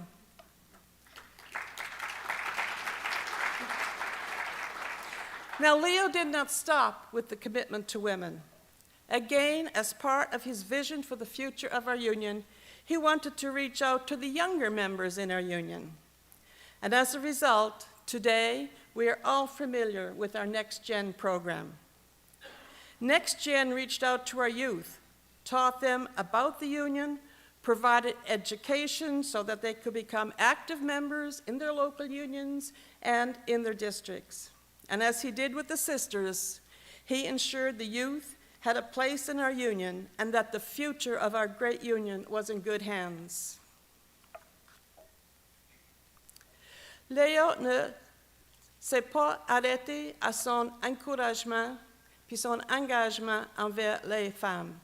Toujours dans le cadre de sa vision de l'avenir pour notre syndicat, Il souhaitait s'investir auprès des jeunes membres. C'est ainsi qu'est né le programme Next Gen, que nous connaissons tous aujourd'hui. Next Gen a permis à nos jeunes de découvrir le syndicat et de former enfin qu'ils puissent devenir des membres actifs dans leur section locale et dans le district. Comme il l'avait fait pour les femmes, il a veillé à ce que les jeunes aient leur place au sein de notre syndicat et que l'avenir de notre grande organisation soit entre de bonnes mains. Now, Leo did not stop with the Women of Steel and the Next Gen. He wanted to make sure they had the education, that they had the tools, and that they had the experience that they needed to take on those leadership positions at all levels of the union. And he achieved this by introducing the Leadership Development Program. Now, this was a 4-year program where participants spent a week every year for 4 years at our education center, Linden Hall, just outside Pittsburgh. Leo ne s'est pas limité aux femmes d'acier et à Next Gen. Il voulait s'assurer qu'elles disposaient de la formation, des outils et de l'expérience nécessaires pour occuper des postes à responsabilité à tous les niveaux du syndicat. Il a atteint cet objectif en créant le programme de développement du leadership, the Leadership Development Program. Ce programme de 4 ans prévoyait chaque année une semaine de formation à Linden Hall, près de Pittsburgh. And once again, in his work to make our union everybody's union, Leo had some mandatory guidelines for those attending this training. Now, each district had to carefully select the candidates that were chosen that represented the full diversity of our union. Leo was all about providing opportunities and opening doors that seemed closed to many members for way too long. For me, securing the future of our union through the Women of Steel, through the Next Gen, through the education program, to me, that is one of the greatest legacies that Leo could leave us. Now, Leo may have been a powerful union man, but when you broke it down to just, Leo, the guy from Sudbury, he had many and very simple tastes. Now, we all know, if we've eaten with Leo, he likes his pastas. He liked his Swiss chalet chicken. And he was really excited when I told him that there was no fat in the gravy. He liked wearing his Sudbury tuxedo, the black sports jacket, with the T-shirt, USW T-shirt, usually had a stain or two on it. His black jogging pants, black leather shoes that were well worn, and I mean well worn. And to continue to his likes for simple things, well, he liked flying on Air Force One. President Obama considered Leo a great friend and often turned to him for advice on issues affecting workers. Leo took great pride in telling us that Joe Biden had actually carried his briefcase off a flight one day. Well, yeah, Leo, the simple guy from Sudbury. Leo était peut-être un syndicaliste influent, mais si l'on s'en tenu à Leo, le gars de Sudbury, on découvrait qu'il avait des goûts très simples. Il aimait des pâtes, il aimait son poulet Swiss chalet, puis il était ravi quand je lui ai dit que la sauce était sans gras. Il aimait porter son smoking de Sudbury. Vous savez, le smoking de Sudbury, c'était la veste de sport noire. Il y avait un T-shirt USW. La plupart du temps, il y avait une coupe de taches dessus. Il y avait un pantalon de jogging noir. Puis ces souliers noirs qui, pour moi, ça faisait une couple d'années qu'il les avait parce qu'ils étaient très bien usés. Et pour rester dans son goût pour les choses simples, Leo aimait voyager à bord de Air Force One. Le président Obama considérait Leo comme un grand ami et se tournait souvent vers lui pour obtenir des conseils sur les questions touchant les travailleurs. Leo était très fier de nous raconter que Joe Biden avait un jour porté sa mallette à la descente d'un avion. Oui, Leo, juste un gars simple de Sudbury. So today, as we take the time to remember Leo by celebrating his life with his family, with his friends, I tried to think of the best way to end my tribute to such a great man. And then I remembered a trip that a few of us had taken with Leo from Toronto to Pittsburgh on a small private plane. During the flight, we hit some pretty rough turbulence. And good old Leo, who always was in control of things, yelled to the pilot, "Go higher, go higher, go higher, get out of that turbulence."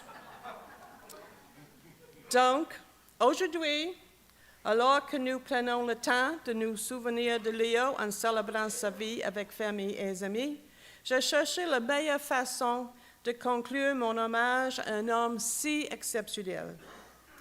Et puis je me suis souvenu d'un voyage que nous avons fait avec Leo de Pittsburgh à Toronto à bord d'un petit avion privé. Pendant le vol, nous avons traversé de fortes turbulences. Et le bon vieux Leo, qui maîtrisait toujours la situation, a crié au pilote, « Montez, montez, montez !» And that reminded me of the many times I heard Leo give that same message, maybe in different words, but with the same meaning to so many of us. Leo had a way of guiding us, and sometimes pushing us, to places we really did not want to go. But like that young pilot who did go higher and hit smoother air, so it was with Leo's advice. It may have been tough getting there, but when we did, we were so grateful for his little push and his words of encouragement. Et cela m'a rappelé toutes les fois où j'ai entendu Leo répéter le même message, peut-être avec des mots différents, mais avec la même signification pour tant d'entre nous. Leo avait cette façon de nous guider et parfois de nous pousser vers des endroits où nous ne voulions pas vraiment aller. Mais comme ce jeune pilote qui a pris l'altitude et a trouvé des turbulences plus faibles, il en a été de même avec les conseils de Leo. Le chemin a peut-être été difficile, mais une fois arrivé, nous lui sommes infiniment reconnaissants pour son petit coup de pouce et ses paroles d'encouragement. So goodbye, Leo. May God bless you. May God protect your family and your union. Au revoir, Leo. Que Dieu te bénisse et protège ta famille et notre syndicat USW. Merci.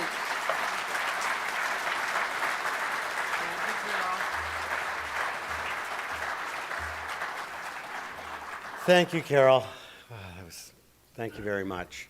Our next guest is Allan Castbomb. He is a true friend of Leo. He is also the CEO and founder of Bedrock Enterprises, but him and Leo always had a special relationship, friendship built on mutual respect. And I was fortunate enough, I don't know, about a year ago or so, Leo was getting a little iller, but we were able to get him out and to lunch with Allan. And Allan came up to visit him, and I got to sit back and watch them like two high school kids catching up on what's going on, and just really special. So real special relationship between the two of them, and Allan generously supported and the establishment of the Leo Gerard Chair position at the university. And come on up, Allan, and say a few words.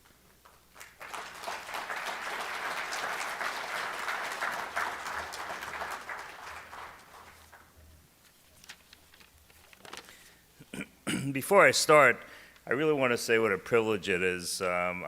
Just listening to all the different words many of Leo's colleagues at the union, and it struck me how it's probably pretty unusual to have someone from the other side, from the corporate side, be invited to speak.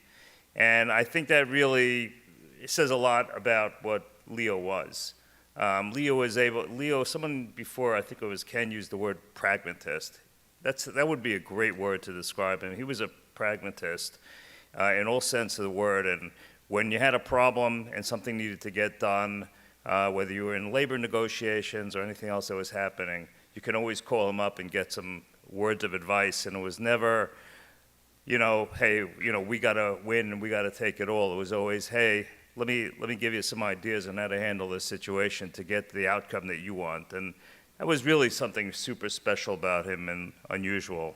So I just wanted to mention that I'm really honored to be here today to speak from the other side. And I know I'm not the only corporate representative that would say this about him. I think many, many, many people who led companies during his tenure would say the same thing.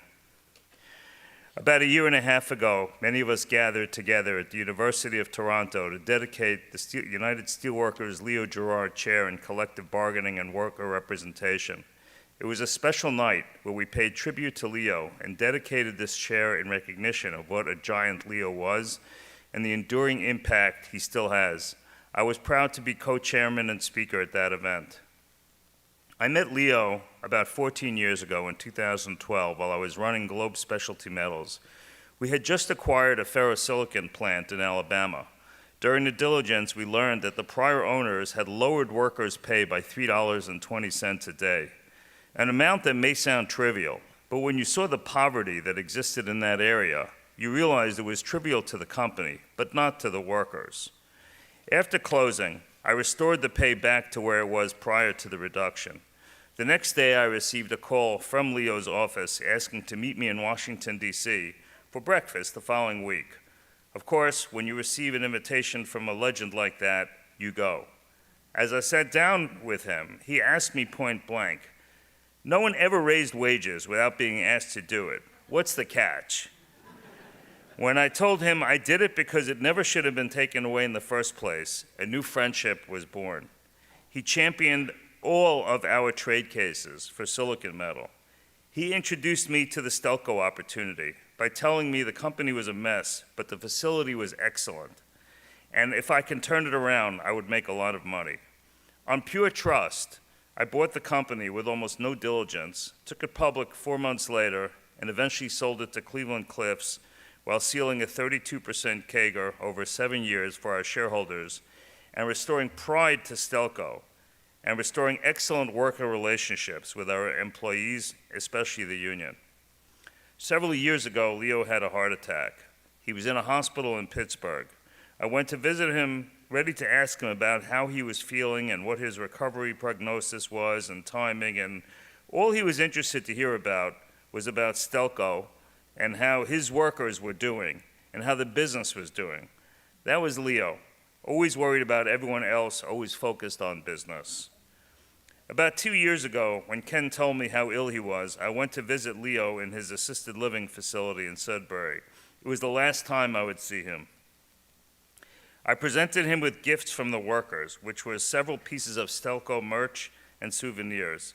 At first, he seemed a little forgetful, but as soon as we reminisced about the years and the things we did together, his eyes lit up and his memory kicked back into gear, and he was recalling so many stories of the things that we did together. In 2023, at the termination of our last labor agreement, a new phenomenon began to occur around the metals industry in North America.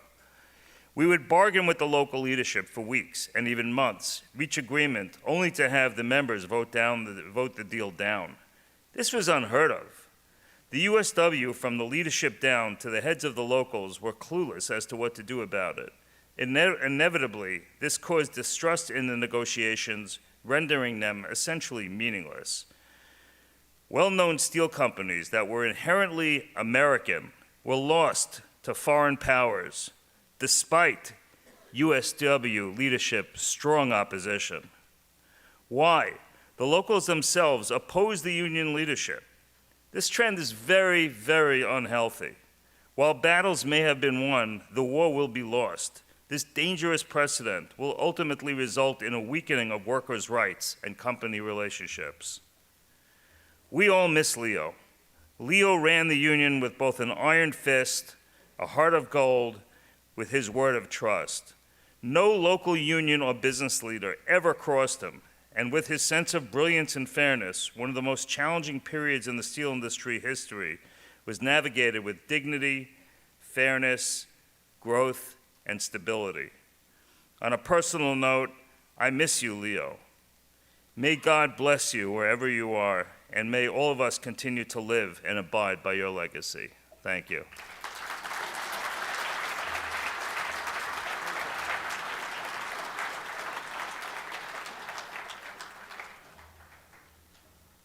Okay, well, it's time to get some family dirt on Leo. So I want to bring up Leo's brother, Raymond Gerard. Raymond, come on up here and tell us about Leo and the family and what it was like to be Leo's brother.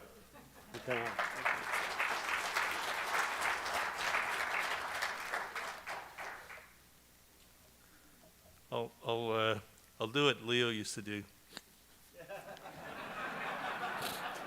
I don't know what it is, a little itch in your nose when you get a little bit. But I want to start off by thanking everybody here today that came to honor Leo, my brother.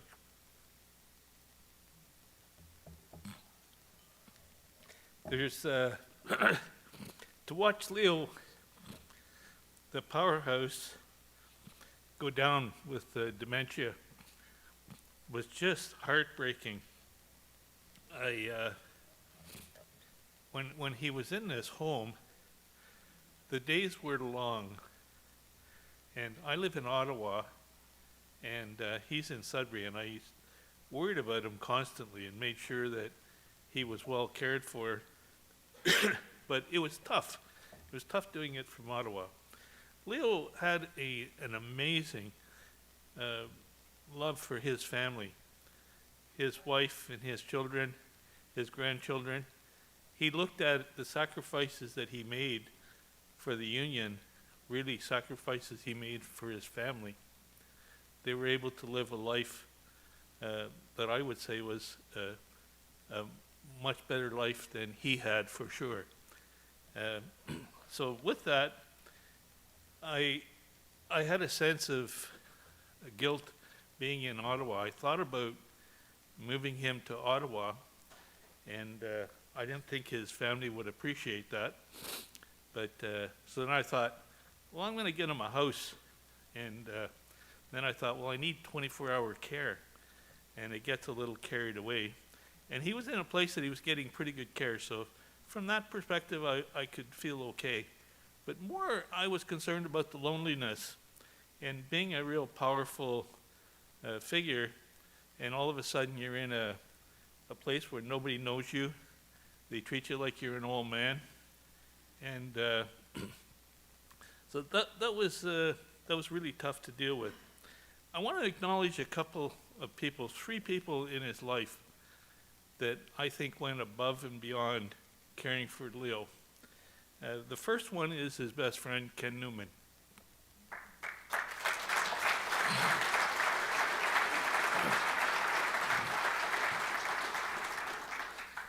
Ken, Leo, as dementia has it, would have moments of recollection. You would think that he didn't have anything wrong with him, and then other times he would forget his name. But one thing he never did forget, and that was that he's president. And poor old Kenny would get calls from Leo giving him orders, and Kenny would drive from Toronto, and he really felt a need, like Leo just lit up when he seen his union buddies. So Kenny took it upon himself that every 2 weeks he's going to drive up to Sudbury with a car full of people and see Leo. Now, very, very kind, And I wanted to give Kenny a lot of credit, but Leo didn't seem to think that was heroic, or he started giving them orders. You get here before 11 because I want to have lunch with you, and leave after supper so I can have Swiss Chalet brought in, and this is who I want you to bring. Well, Kenny realized that not everybody was available all of the time. So Kenny took the wrath of that. So Kenny was, talked to him every day on the phone. I don't think a day went by, Kenny, that you didn't talk. So Kenny was a very, very special friend. The other special person in his life was Peter McLeod. Peter, you want to put your hand up? Everybody knows Kenny, but Peter...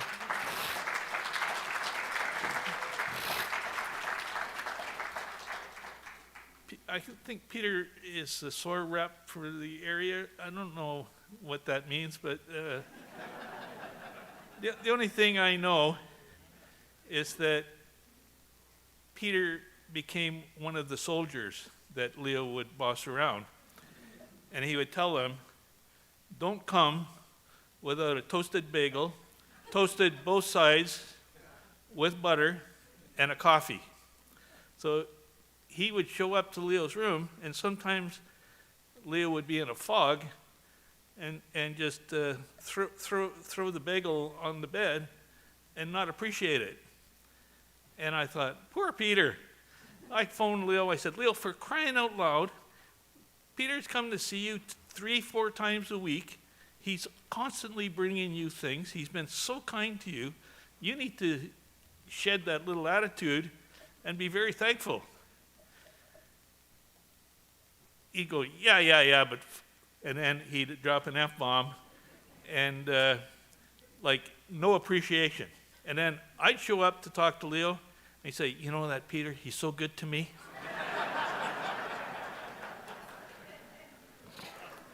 So I want to thank you, Peter, for all the hours that you spent caring for my brother.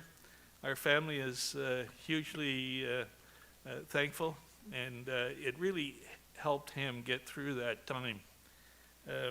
One of the other people that I wanted to recognize was Jamie West, our NDP Member of Parliament. Jamie.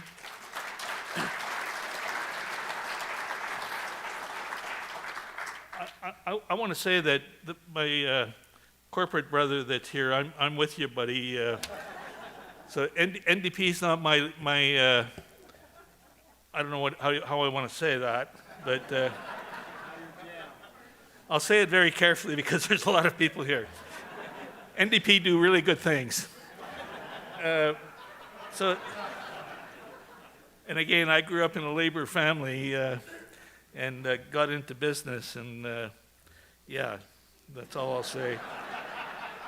But anyway, Jamie West, I was suspect of Jamie. I talked to Leo on the phone. He said, yeah, Jamie West dropped by. And I thought, what the frick does he want? He said he wanted to visit me. He's a good friend. I said, really? He said, yeah.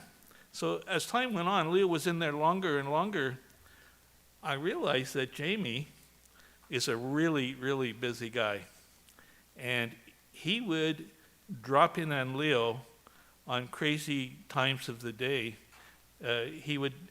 He's in Toronto all week. Goes home on the weekends. Like, who has time to go see Leo on weekends? And also, you know, when you have dementia, you don't even know if he's going to recognize I've been here. My opinion of Jamie flipped very, very quickly. I seen Jamie as a man of integrity, that when no one knew that Jamie was in Leo's room and spending time with him, when sometimes it was difficult to spend time with him because you didn't know if he was going to kick you out of his room or he's going to hug and kiss you. But Jamie was there. And I talked to the nurses, and they would say, yeah, Jamie West came around. And I'm like, that's really cool. Nobody knew he was there. And for me, that speaks a lot of integrity, Jamie. So again, from the family, we'd like to thank you.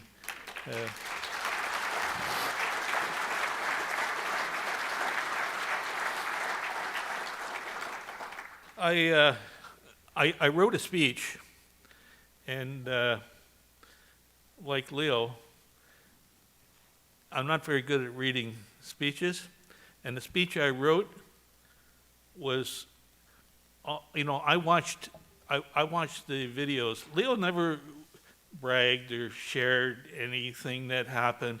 We'd always just catch it. I'd learn more from watching the news than I'd get from Leo. And so I thought, I had this speech all written on how great a guy he was and all of the things that he did for the union or in the union movement. And I watched probably 50 hours of YouTube videos. The one that really caught me was the one he used to call, he had a famous line saying, "You Gucci wearing, Lexus driving." And I thought, I went to pick him up in a Lexus.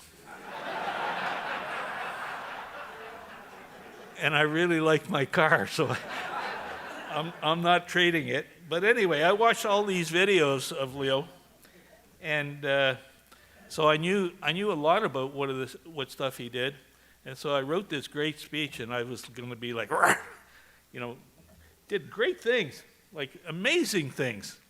And then I thought, that is not what you want to hear from his family. And I want to share some intimate moments as a kid growing up with the big brother. It's hard, particularly because he was a big figure and very successful at what he did. I got to tell you, though, he hated school. The only reason he went to school was to play sports. And being his little brother, Marcel, I don't know, I call him my little brother. He's actually a little bit older than me. But we were a couple of real characters, and we were always in trouble. Marcel was always the leader of the trouble. I was always the follower. Leo was always really good to us, and but he had no time. He was quite a bit older, and he had things going on in his life, and there weren't little kids hanging around him. But he used to take me to his basketball games, both Marcel and I. And you might not know this, but Leo was an all-star basketball player. When you talked about the lion, he had the lion in him playing basketball. And he would be a high scorer, like he would score 25, 30 points a game. And if Leo didn't show up to a game, Lively High would lose. So his what do you call him, the director of sports, really cherished Leo because he was so successful at everything he did. He held the record for pole vaulting. He pole vaulted 11'8" and had the school record. He also joined the football team, and he was on the first line of the football team. So we went to lots of different games with him and cheered him on and was very proud of him from a sports perspective, but scholastically he was a disaster. I remember him when he was ready to quit school. My dad was a big proponent in education. He said, you're not going to end up where I am. I want a better life for my kids. And he really put the heat on for him to stay in school. And he said, school's got nothing to offer me, Dad. I got to get on with my life. And my dad was pretty distraught about it. But then we were 5 kids. Not one of us finished high school. And it was crazy because, my sister might have. I think my dad bought her a car to stay in school. No, that was the other sister.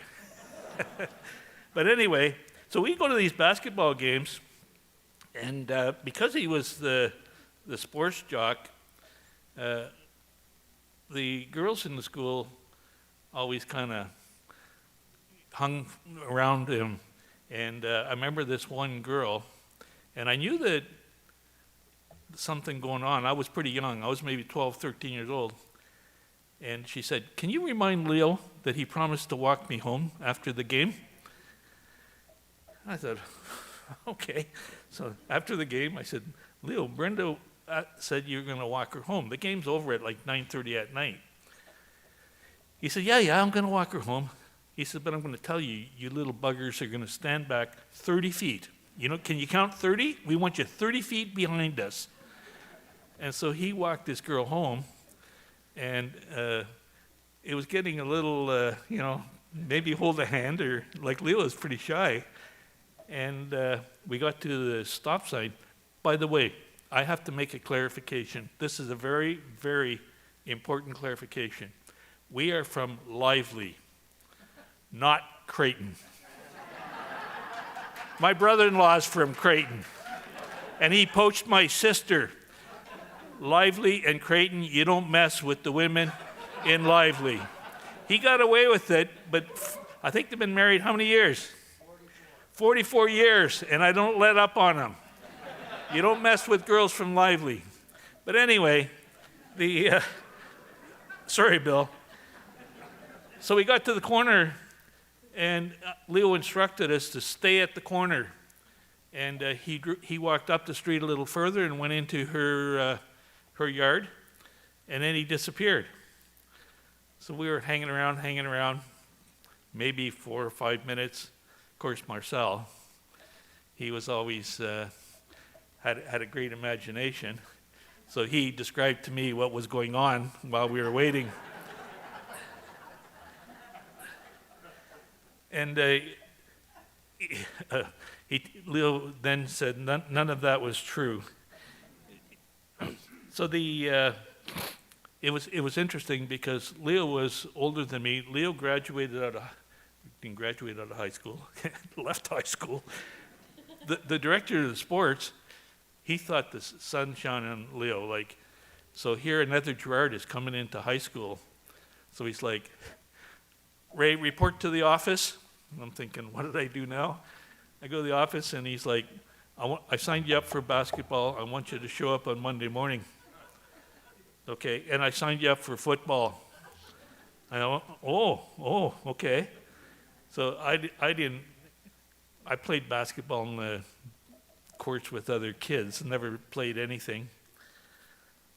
So first game I played, it was a disaster. Second game wasn't any better. Came to a football game. I was off the bench. I made it off the bench for about 10 minutes and went to 4 games and never got off the bench. And the director of sports came up to me and said, "Ray, I got to tell you, you are not your brother." And that's been the mantra for my whole life. Came to union activism. You're not Leo Gerard.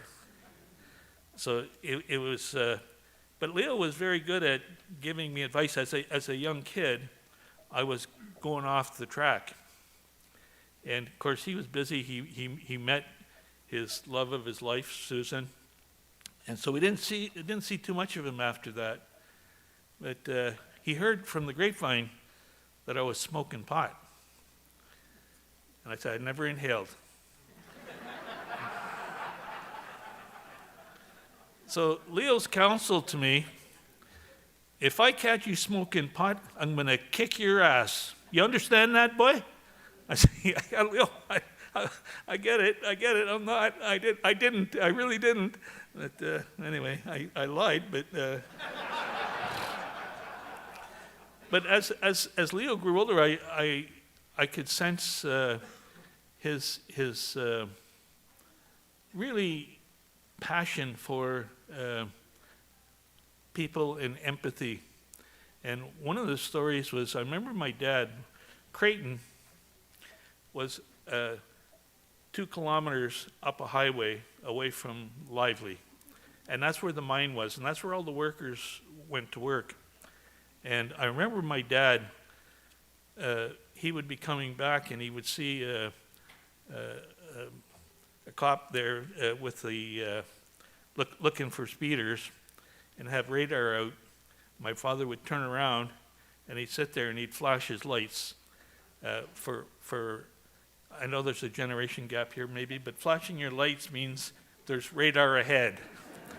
So you're not, my dad was thinking, all these poor miners are getting off shift 11:30 at night, and they're all gonna get tickets because they're in a hurry to get home. So as time went on, Leo took up that mantra, except Leo was a little smarter than my dad. He would take me or Marcel, and he would see the trap, and he would turn around and he would go right across the street from the Union Hall. He'd park his car, and he'd go into the Union Hall for a Coke, and he'd lift me in the car, flicking the lights. It took about 30 minutes for 1,500 cars to drive by. I clocked it. Was not good. So, all that to say that he was. My parents went to. We lived in a small town that's lively. It was 10 miles from Sudbury, and every Tuesday my parents would leave to go for groceries, and leave the 5 of us home alone. Bad. My sister, Leo liked to fight. And so what he'd do is he'd move the coffee table out of the way, he'd lie on the floor, and he'd say, come on. So we were much smaller, so we would dive on him and start punching. And I punched him in the lip, and it bled. So he's really pissed off at me, and I'm thinking, I am in really, really big doo-doo. I got up and I ran into my bedroom. Leo's running after me, and Marcel's trying to tackle him so he doesn't get me. I jump onto the bed with my shoes on, and I don't know if you guys know what beetle boots are, but back then, I had shoes with high heels, if you can imagine.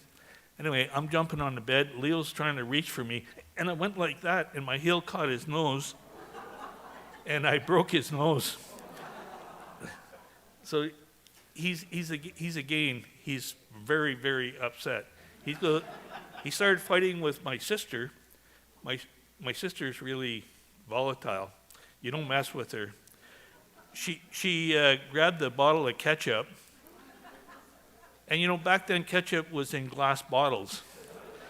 And Leo was running from her, and she threw the bottle at him, and it hit the wall and just smashed ketchup all over the wall. Marcel's decided he's going to hide out, so he's up on the house. He climbed up onto the roof of the house. And I'm like, Leo, we got to get Marcel down. So he's trying to talk him down. There's no way that Marcel's coming down. He's figured, he's staying out of this one. So eventually he's hanging down from the roof, and he's scared to let go. It's quite a drop. Well, I went and got a rake and handle, and I started poking him where the sun doesn't shine. He fell, and he broke his arm. And he started yelling at me. He put his arm on the railing, and it was like an S shape. And I'm like, oh my gosh, I'm in shit. So Leo's like, we got to get him to the hospital. So they got him to the hospital, and he got a cast on. But it was like the next day we were all hugging and back in love with each other, and our house was just crazy like that. Everybody's very volatile. We would swear at each other. 5 minutes later, we're hugging and kissing. But as Leo, my sister-in-law asked me a question one time. She said, Leo's been the president for a long, long time, and he's never been in any kind of financial mess. He's never been accused of misuse of finances.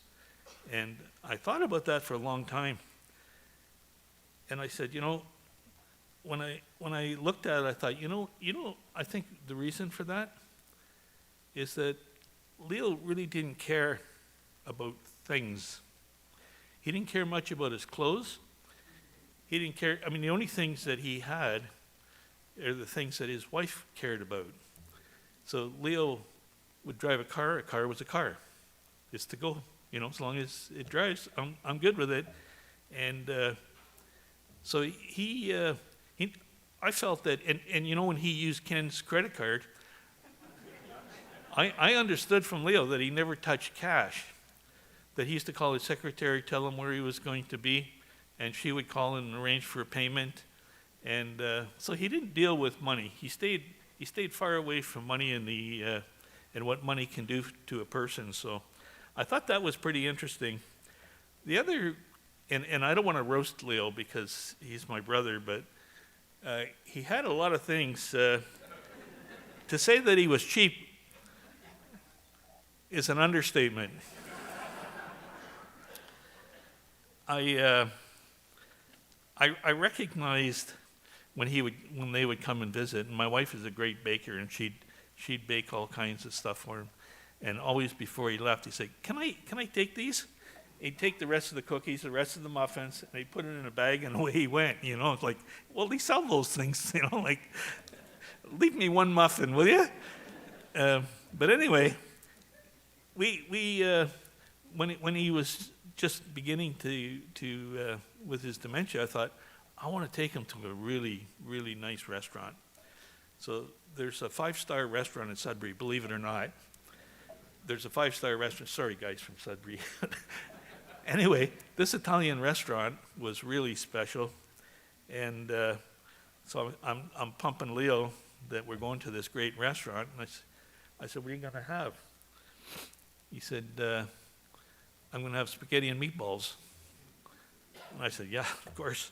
So we get to the restaurant, he orders, and he's looking at the menu. He's like, holy, I'm not going to buy the restaurant. I just want spaghetti. So the waiter came along and said, what would you like, sir? He said, I'm going to have spaghetti and meatballs. He said, okay, how many meatballs would you like? Leo looked at me, he looked at the guy. He says, what do you mean, how many meatballs? How many does it come with? Well, it comes with as many as you want. Well, how much are the meatballs? I'll never forget it. The guy says, $2.50. He says, okay, I'll take one.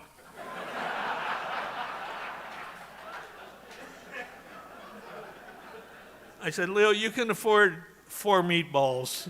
Like, we'll put 4 meatballs on that spaghetti, sir, thank you. But, anyway, someone mentioned his wardrobe. And one time I was in Pittsburgh, and he was going for an interview with CNN. So he gets a navy blue steelworker shirt on with all kinds of crap on it. My wife's trying to wipe it away before he leaves. And he got a navy blue sports jacket and jogging pants. So my wife is like, Leo, you got to put some proper pants on. He goes, no, they only get me from the waist down. He says, we got a deal. They only get me from the waist up. I'm like, you got a deal. You only get looked from the waist up. Okay. So then she tried to trim his eyebrows. Holy smokes, you think the world was coming to an end. He said, those are my signature. Leave them alone. I said, Leo, that's not a signature. I said, your hair is messy. Your eyebrows are hanging over your eyes. I said, you're going on CNN. Like, come on, man. So sure enough, he wouldn't let her touch the eyebrows. We went to the CNN thing, and sure enough, waist up, and gave a very good, whatever he was saying was right on key. And so fast forward, he comes to my house, and I was really, really, really saddened, to be frank with you. His hair was overgrown, his beard wasn't trimmed, and it was overgrown, and he was wearing a steelworker's shirt with black jogging pants. And someone said that he made a comment that his boots were older than somebody. That's not a lie. So I thought to myself, when he showed up, I'm not going to put up with this. So I gave him a stern talking. I said, Leo, for crying out loud. He goes, well, who cares? I said, I care. And people that love you care. And you should care. Shame on you. I said, your brothers and sisters and the steelworkers, they see you like this? Come on. Of course, he's like, curses. Okay, what the F do you want? And I said, well, you're going to clean up. I said, take those jogging pants off and you're going to shoot them in the garbage. I'll burn the bloody things. He never had a pair of blue jeans in his life. So I got him a pair of blue jeans and a really nice shirt and a belt. And I said, you know, tomorrow we're going to the spa. He's like, he starts to laugh. He says, are you kidding me? I said, no, Leo, we're going to go to the spa, and then we're going to go on the same street. We go from the spa to my barber. My barber's a really good guy. I said, he'll give you a beautiful cut. And I went the day before and got my hair cut, and I told my barber, I said, listen, I'm coming in with my brother. And he researched my brother, and he was thrilled to have him in his barber shop. He says, strong accent, my barber, and he says, don't worry, Ray. He says, I'll take care. I said, well, you don't understand who you're cutting here. He's not going to let you do much. He says, no, I have ways. I said, okay. So we go to the spa, and I said, you're going to get a pedicure. He says, a what? I said, a pedicure. So we sit down, he takes his socks off. I hate to say it. He had toenails like a bear. And the lady that owns the shop, she's quite a refined lady. She's looking at his toenails. And I said, listen, man, you can charge me extra, like whatever, right? So, you know, for those that never had one, you put your feet in a little thing at the end of the chair, and you get the massage going on at the same time. You get your feet in, and there's bubbles, and there's some kind of softener in there that makes your feet really soft. And it's nice warm water. He's got his feet in there. He's looking up. He looks at her and says, I'm going to piss myself. So, and the lady is just a really sweet lady. I said, I'm really sorry. I said, there'll be a big tip. Don't worry. Anyway, so we went from there down the street to the barber shop. And my barber is just a crazy man. He's very animated, very excited. So he's like, Leo, so nice to meet you. Come sit. So he sits in his barber chair. I said, okay, Leo, he's going to give you a shave. You know, you got that thing. He says, he's not touching me with that effing thing. I said, well, you're going to get a shave, Leo. He says, I got a question for him. He looked at me and goes, are you an NDP? And the guy was smart enough to say yes. He goes, yeah, of course, I'm an NDP. I don't think he knew what NDP was. He hadn't been in the country long enough probably, but anyway. So the big challenge, I told him, is his eyebrows. So he got Leo all shaved, haircut. He's got one of those old-fashioned barber chairs that you crank and you go up in the air. He cranked Leo up about 5 feet in the air.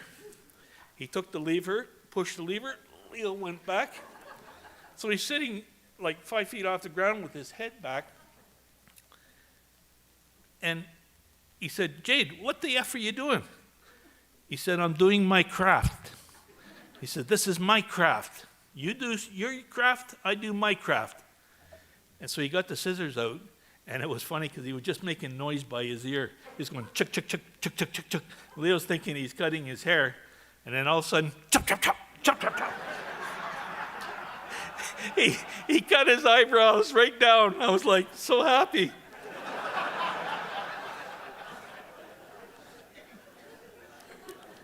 You know, and I can laugh about it now, but honestly, I felt really, really, really bad to see him with the hair and the.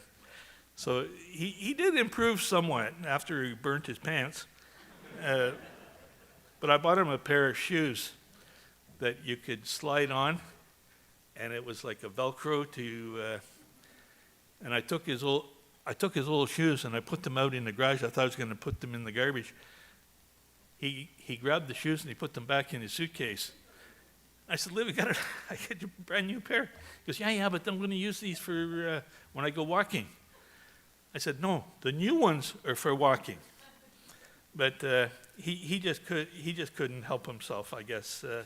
So that's the brother that we grew up with in a nutshell. I mean, he had a heart of gold. He told me a story of the guy at the Union Hall in Pittsburgh that was the cleaner. And apparently everybody was upset at him. He wasn't cleaning the office properly. And so they arranged to have him fired. And Leo was going to fire him.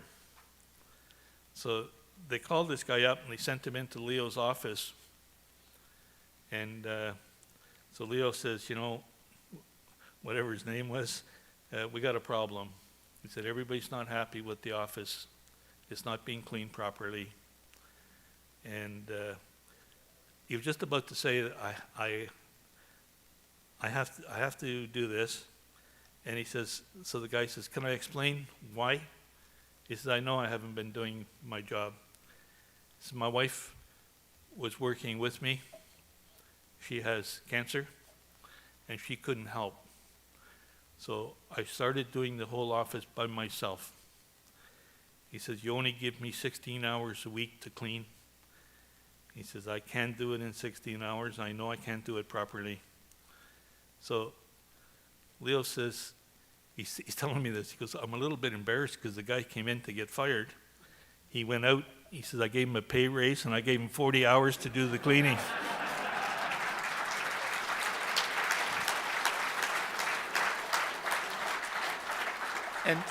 And basically that's what he was like with our family. He was very tender and sensitive. Whenever something would happen, he's busy all over the place, right? But he would call when the time came to get a call. I remember I had a heart attack and he called me. I'm in the hospital. And I'm really, really thankful for the service that I had in the hospital. Everybody was fabulous to me. And I get a call from Leo. I got him on a speakerphone. And he said, Ray, how are they treating you in the hospital? I said, good, man, good, I didn't care. He goes, I got the head of, some head of the medical association in Canada is on his board or something. He says, listen, if they're not treating you well, we'll fire them. We'll get a doctor in there that knows what he's doing. I said, Leo, everybody knows what they're doing. I'm really happy. It's okay, man. It's like, so all that to say, when the chips were down and you needed him, he was there. You know, as busy as he was always there. So I am very, very proud to call him my brother. I mean, you don't get, a family of 5, and you see him rise to the ranks that he rose to, and I look at his nature. To me, he's a big teddy bear. I can't imagine him being. I shouldn't say that. After I seen him in the hospital when he's grouchy, I could see how he could be a bear for sure. But anyway, I just want to say we love you, Leo, and definitely going to miss you, brother.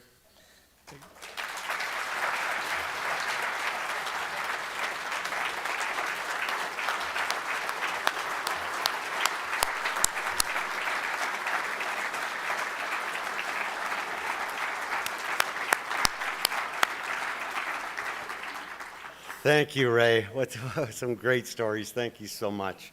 We're up against our last speaker, and then we've got some solidarity, some drinks, and some finger food out in the hallway. So let me bring up Jamie West. We've already heard about Jamie West. Needs little to no introduction. A steelworker, MPP from Sudbury, a 6,500 member. Come on up, Jamie.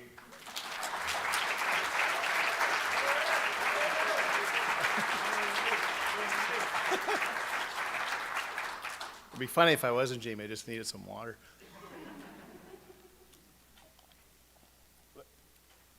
Before I forget, I am a proud steelworker, and so I want to say congratulations, Mr. President.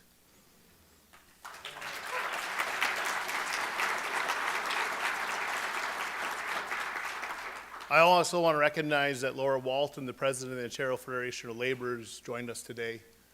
And it means a lot to me to have her here as well, and I'm sure Leo would love it as well. The first time I spoke at the OFL as an MPP, I said a lot of unions don't talk about politics, but I'm a steelworker and we do. And so I want to recognize that in this room, just like when I was on strike for a year, you won't find a liberal or a conservative. But Heather McPherson is here, who is running for the leadership, and so is Rob Ashton, who's running for the federal NDP leadership. And I want to thank both of them for being in the room, because Leo was a proud New Democrat.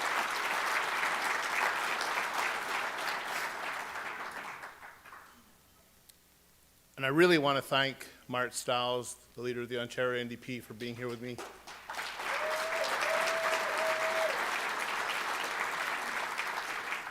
If you think I'm busy, Mart's incredibly busy, and I appreciate your support in helping to shoulder the burden of grief, Mart. I love you, sister. When I saw this list and I saw that my name was last, it resonated with me, because when I was the first time, my first year as president of the Labor Council, we host the Day of Mourning, and I was the MC.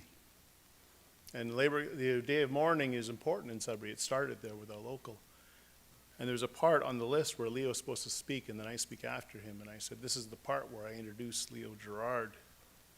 But I'm not going to follow him, so I'm going now. And when Leo got up, he said, those are career-limiting words. And I feel like he had a last laugh by making me the final speaker today. I'll get back to this afterwards. I wanted to say, you know, I am the MPP for Sudbury, and I'm a proud New Democrat. I'm Shadow Minister for Labor, and I think that's possible because of the support that I got from my union. In fact, when I'm at Queen's Park, if you go through Hansard, they record everything we say. If you go through Hansard and you search for it, you will find one of the most common things I say is that I would not be here without the training and the support and the opportunities I got with my union. And that training, it includes the health and safety training through the Workers' Health and Safety Center. It includes the union training, the steward training.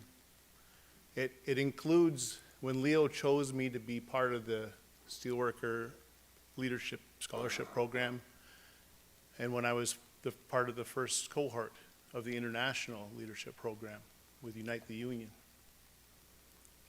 And because of those opportunities, I know it's what's led me to have this position and to be the voice of workers in Ontario. And it means the world to me that Leo made that possible. Leo had a profound impact on my life. I'm from 6500, and there's not a member of our union in both of our countries who's not inspired by Leo, but especially at Leo's home local. President Ray Hammond and I are both from the smelter. We actually were on the same shift. I filled the pots, and Ray would take them away in transportation, and now we own suits.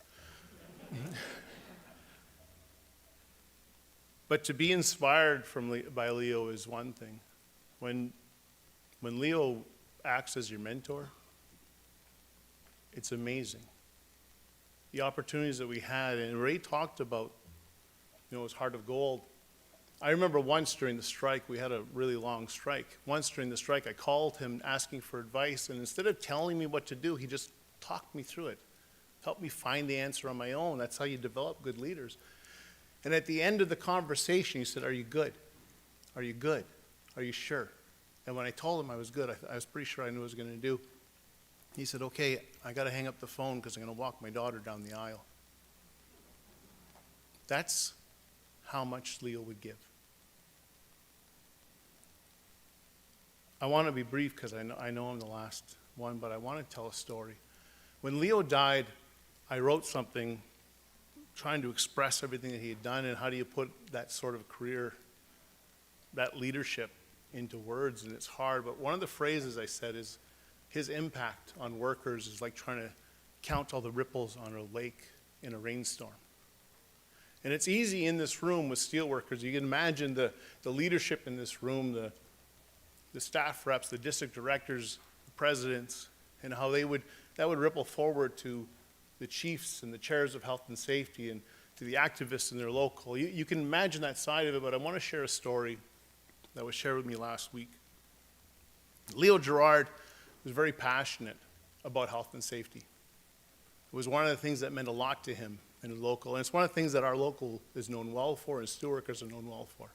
And so Leo had a meeting one day, a chance meeting in an airport with Mark Cutifani, who is the president of INCO, which is now Valet, and they talked about how Sudbury should have a center for excellence when it comes to health and safety. And out of this idea, they just drove it forward and they created CROSH, the Center for Research on Occupational Safety and Health. And it was such a good idea. It was more just than health and safety. It was young people working on their masters and their doctorates on health and safety to protect people. And when you think about that, when you work in health and safety, you absolutely know the number of people you don't protect. You know the injuries and the critical injuries, you know the scrapes, and you never forget the people who die. And sadly, Brother Ray and I have gone to a lot of funerals. And the impact that CROSH would have in saving lives and making a difference in working people. And it was such a good idea that eventually they had some temporary funding, and eventually they had sustainable funding from the Ministry of Labor.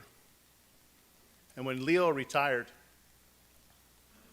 Dr. Dorman, who I see is in the room, Sandra, talked about having a chair for health and safety in Leo's name. And he started working on this. And to make a longer story short, last week at PDAC, a mining conference, Valet, INCO became Valet, and USW Local 6500 came to donate almost $500,000 towards the Dr. Leo Gerard Chair for the Center for Research on Occupational Safety and Health.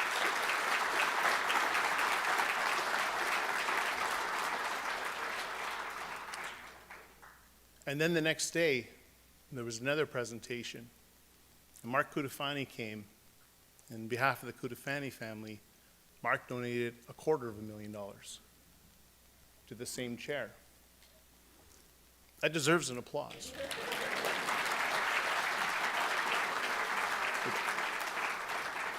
We got two corporate people here. We got to let them know we like them too. But let me tell you this story, and I'll get parts of it wrong that Mark shared. Because, Mark had pointed out that, Leo and Mark, I think, were friends afterwards. But while they were in those positions, they were colleagues, and they had to negotiate with each other, and they had to take stands on stuff. And so Mark had moved on past Valet, and he got a job in Africa. And in Africa, and I'll get the stats wrong, but I think he said every 3 months somebody was dying in their mines. And not a week went by without a critical injury.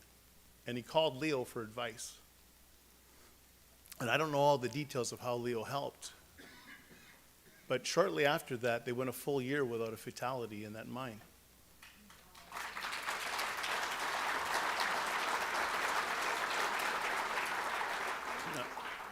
Now, looking in the room, the light's in my eyes, so I can't see everybody, but there's a lot of members of my local here, and I mentioned before, we've been to funerals.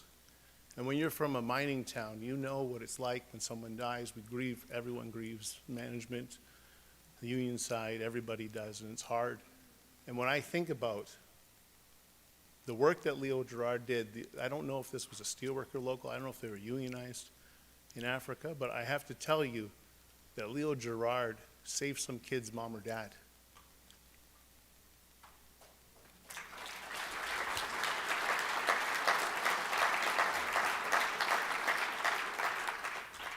And that means the world to somebody that he will never meet. And that's what I mean when I talk about those ripples going across. We were so lucky. And I recognize in my life I went from being inspired to being mentored to being friends with probably the greatest labor leader in the world. And I was lucky to fall into that.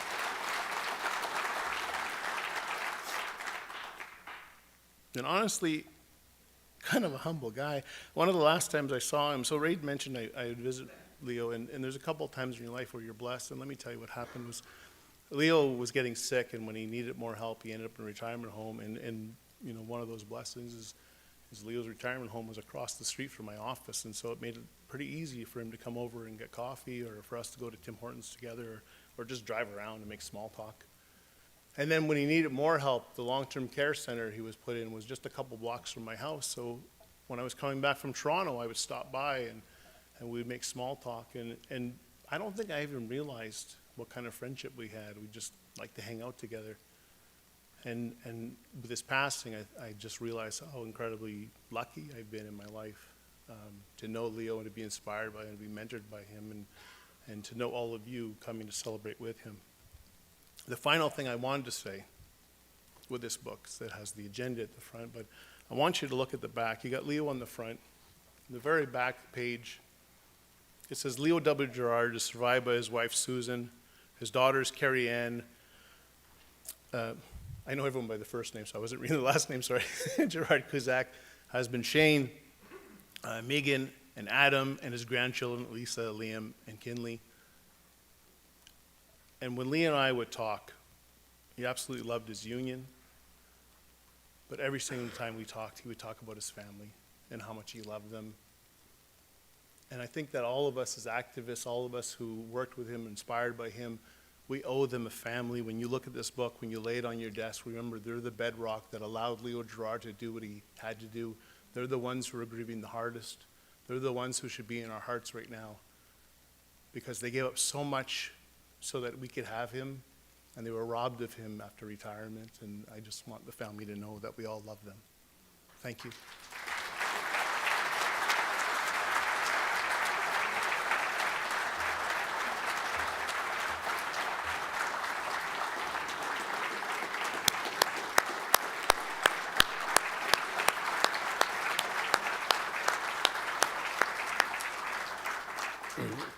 Thank you, Jamie. It couldn't have been said better. As we travel through the labor movement, it is all about family support from the family and what they give up. And the way you said it, the way you highlighted it, thank you so much. We're near the end of, or we're at the end of our, very close to the end of our celebration of Leo's life. I want to thank everybody that's online and thank everybody that came here to participate. I think there's two ways, best ways to end this. One is I'm going to say the quote, a famous quote from Leo, and then those of you that can rise, please rise, as we'll play a very famous Union song, Solidarity Forever. So let me start with the quote, and it's on the back of your program, famous one made by Leo. If we fight, we cannot guarantee we'll win. But if we don't fight, I guarantee we'll lose. So rest in peace, Leo. Love you to death. Please stand.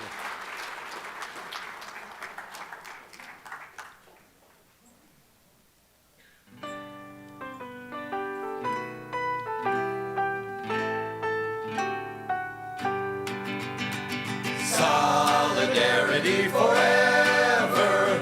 Solidarity forever. Solidarity forever. For the union makes us strong. When the union's inspiration through the workers' blood shall run, there can be no greater power anywhere beneath the sun. Yet what force on earth is weaker than the feeble strength of one? But the union makes us strong. Solidarity forever. Solidarity forever. Solidarity forever. For the union makes us strong.